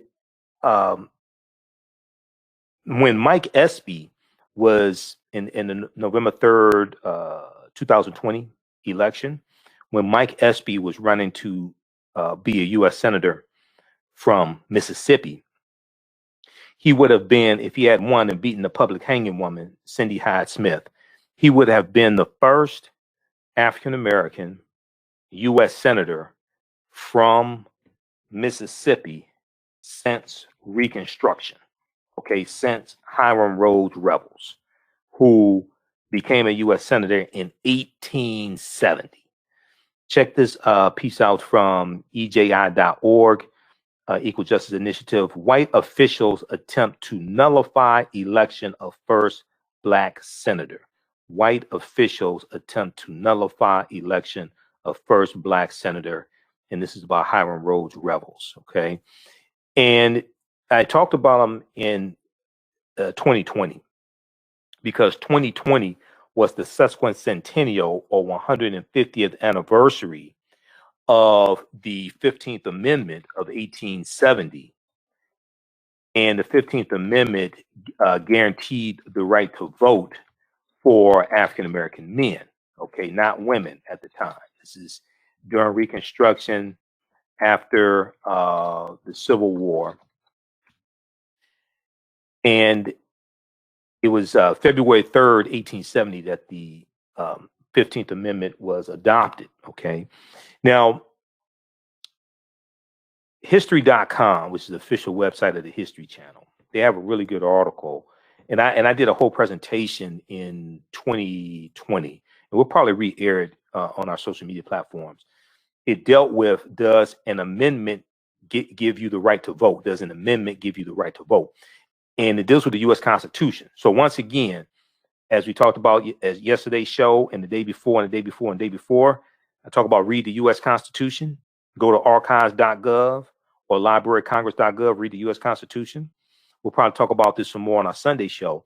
Then the study that they talked about on CBS this morning, and the article they have from January 19th 2021 that dealt with how most Americans don't know what's in the U.S. Constitution. Most Americans don't know what's in the U.S. Constitution. Well, all this ties into law, and your understanding of the U.S. Constitution also ties into who you vote for, policies you support, or if you vote at all. All right. And politics is the legal distribution of scarce wealth, power, and resources, and the writing of laws, statutes, ordinances, amendments, and treaties, their adoption, interpretation, and enforcement. All this is tied together, and it's tied to history. His movements take place. Movements take place to address conditions. Conditions are shaped by policies and laws. Politics is the legal distribution of scarce wealth, power, and resources, and the writing of laws, statutes, ordinances, amendments, and treaties, their adoption, interpretation, and enforcement. Laws are put in place that come out of movements to address conditions. Then the laws that are put in place spark another movement to either reverse that law or take it even further, which then causes another movement, and then you have a cycle. Okay, slavery. From slavery, you have before the Civil War, abolitionist movement. You have even before the Underground Railroad, which starts about 1830. You have a Southern Underground Railroad where abolitionists are helping enslaved Africans escape into Texas when Texas becomes free territory. You have Harriet Beecher Stowe, who writes her book, her novel Uncle Tom's Cabin. And the character of Uncle Tom is based upon the life of Josiah Henson, who's a runaway slave from Maryland, who becomes a abolitionist and conductor on the Underground Railroad. The book Uncle Tom's Cabin really exposes America to the horrors of slavery. You have the Kansas-Nebraska Act of 1854 that deals with westward expansion of slavery. The Kansas-Nebraska Act then causes the Republican Party to be founded in 1854. The Republican Party is founded by groups of abolitionists as a direct backlash to the Kansas-Nebraska Act. Then in 1860, November 1860, Abraham Lincoln becomes president-elect of the newly formed Republican Party, which was a counter to, at the time, the Democratic Party. December 20th, 1860, South Carolina secedes from the Union because they think Lincoln is going to free the slaves. South Carolina becomes the first state to secede from the Union. In March 4th, 1861, at Lincoln's inaugural address, he states that he has no intention of freeing slaves in territories where slavery exists. This infuriates abolitionists like Frederick Douglass. The next month, April 12, 1861, the Civil War starts. You're going to have a number of other states to secede, southern states to secede from the Union. Okay. Then the Civil War, 1861, 1865.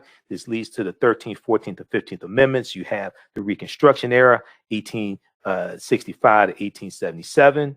You have the Compromise of 1877, which comes about because of the November 1876 presidential election, where Rutherford B. Hayes and Samuel Tilden, neither one have enough electoral college votes to become president.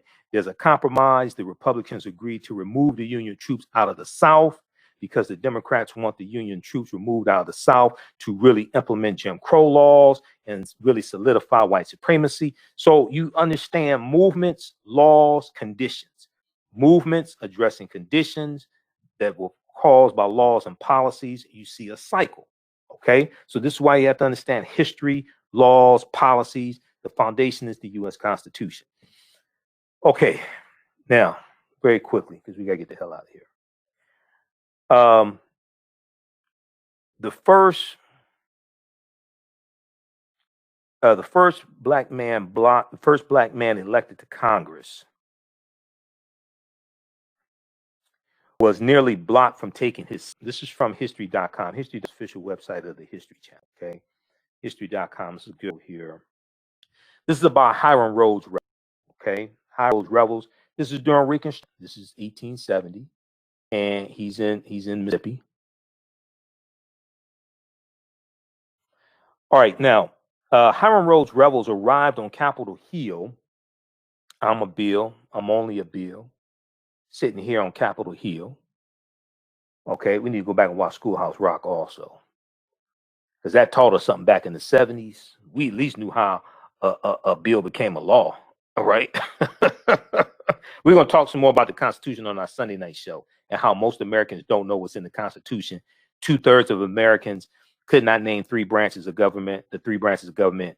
1 out of 5 Americans, or 20%, could not name 1 branch of government. Hiram Rhodes Revels arrived on Capitol Hill to take his seat as the first African-American member of the U.S. Congress in 1870. But first, the Mississippi Republican faced Democrats determined to block him. Now, this is before the party realignment that completed in the mid to late 1960s, that starts with the Lily White movement in 1928, which was the effort by Republicans in 1928 to get Herbert Hoover elected as president. And they appealed to Southern segregationist Democrats in 5 former Confederate states. Okay, this is what starts the shift. And the Lily White movement was a movement to push African Americans out of the Republican Party. You have to understand the sequence, this chronology of history. Okay, to understand the existence of something, as one of my teachers, Professor Kaba Hiawatha Kamene, teaches, to understand the existence of something, you must first understand the pre-existence of existence. Historical events don't happen in a vacuum. They are the culmination of a sequence of historical events. This is why the study I've been talking about the past few nights from the Southern Poverty Law Center is so important. Teaching Hard History American Slavery, Teaching Hard History American Slavery from the Southern Poverty Law Center, which documents how the history of slavery is being incorrectly taught in schools all across the country, and numerous ways to more correctly teach that history.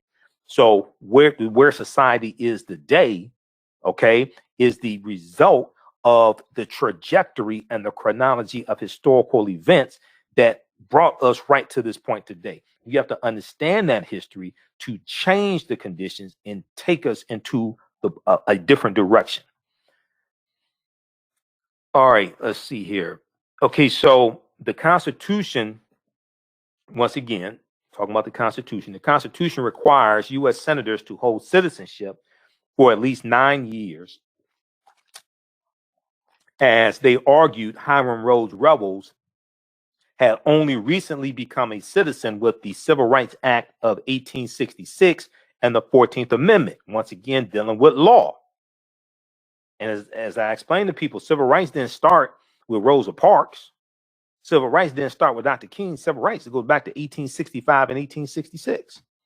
Before that, before 1866 and the 14th Amendment of 1868, the U.S. Supreme Court had ruled in its 1857 Dred Scott decision that Black people were not U.S. citizens.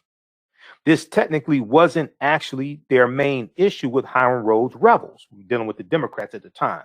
This technically was not their main issue with Hiram Rhodes Revels. At the time, the Democrats were the party of white Southern men, and they simply did not want any African-American men in Congress. In any case, their bad faith legal argument did not hold up. Hiram Rhodes Revels, fellow Republicans, argued he was born a free man in the United States and lived all his life and lived there all his life.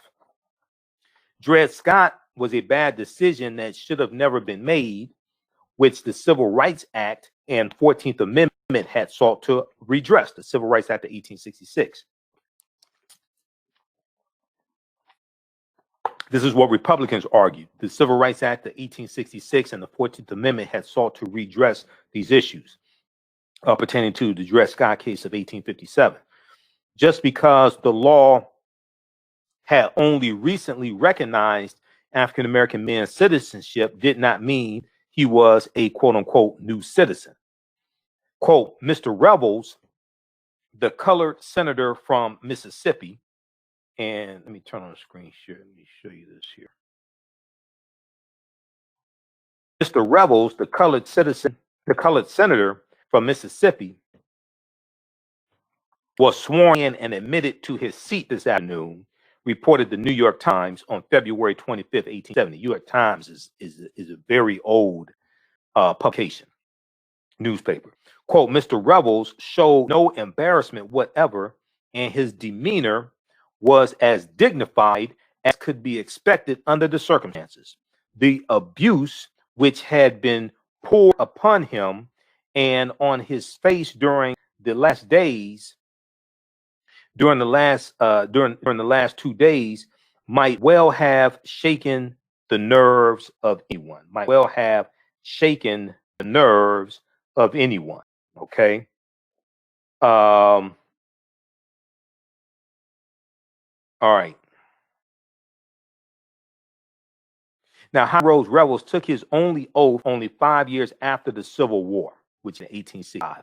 Over the next decade, 15 more African Americans took their seats in the House and Senate, including men like Carolina Robert Smalls, who was previously in seat. Quote, it really does reflect what a revolution period Reconstruction was, said Gregory Downs, history professor at the University of California, Davis. Congress ordered the Army to register African American men to vote in 1867. Quote, in a series of a few months, had people in South Carolina and other places who have been slaves as recently as 2 or 3 years before now participating, now voting, and even being elected to serve to remake the Constitution. Okay. All right. Once again, here's a picture of Hiram Rhodes Revels.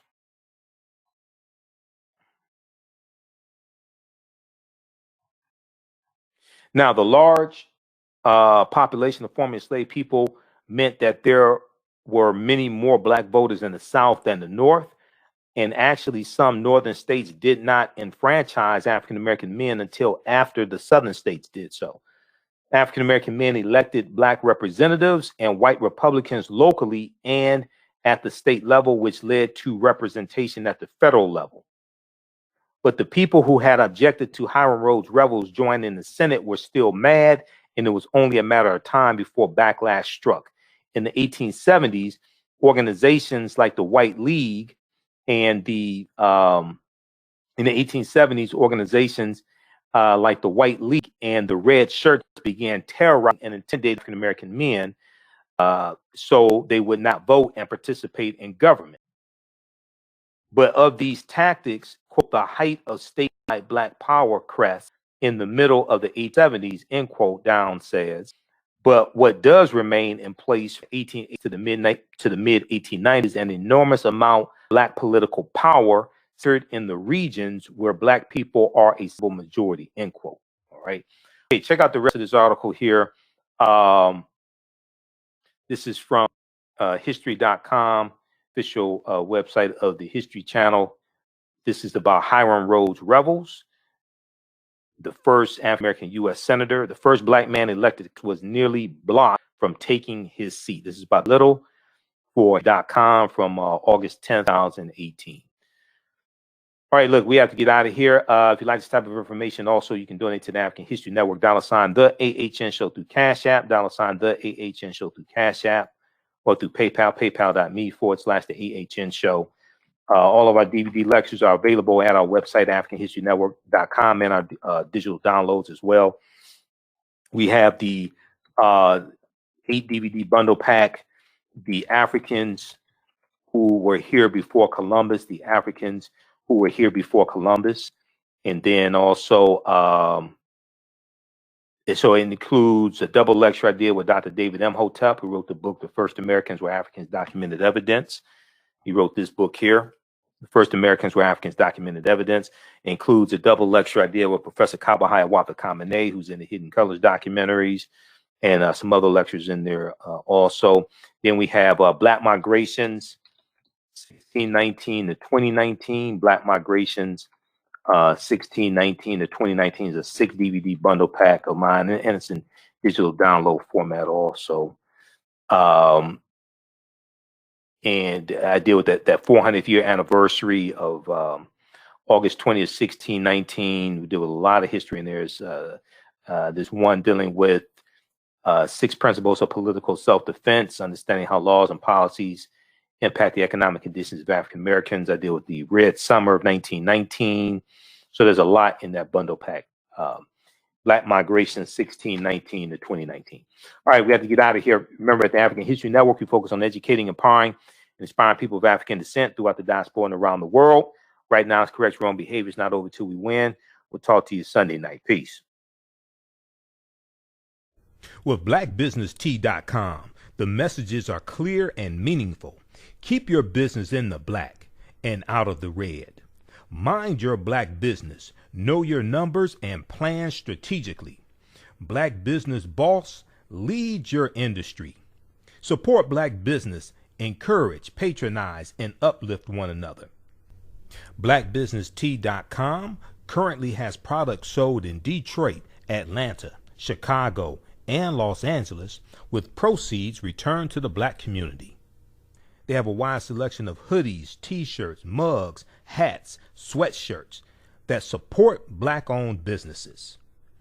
Visit the website blackbusinesstee.com. That's blackbusinesstee.com. Do you have an idea or business that requires app development or thinking of moving your IT resources to the cloud? We have postpaid and profit-sharing plans for unique ideas or profitable businesses. Who can take advantage of this unique program? Entrepreneurs with unique ideas, startups, small to medium businesses. Contact us, 267-209-0352. Visit nomadicsystems.net, nomadicsystems.net today.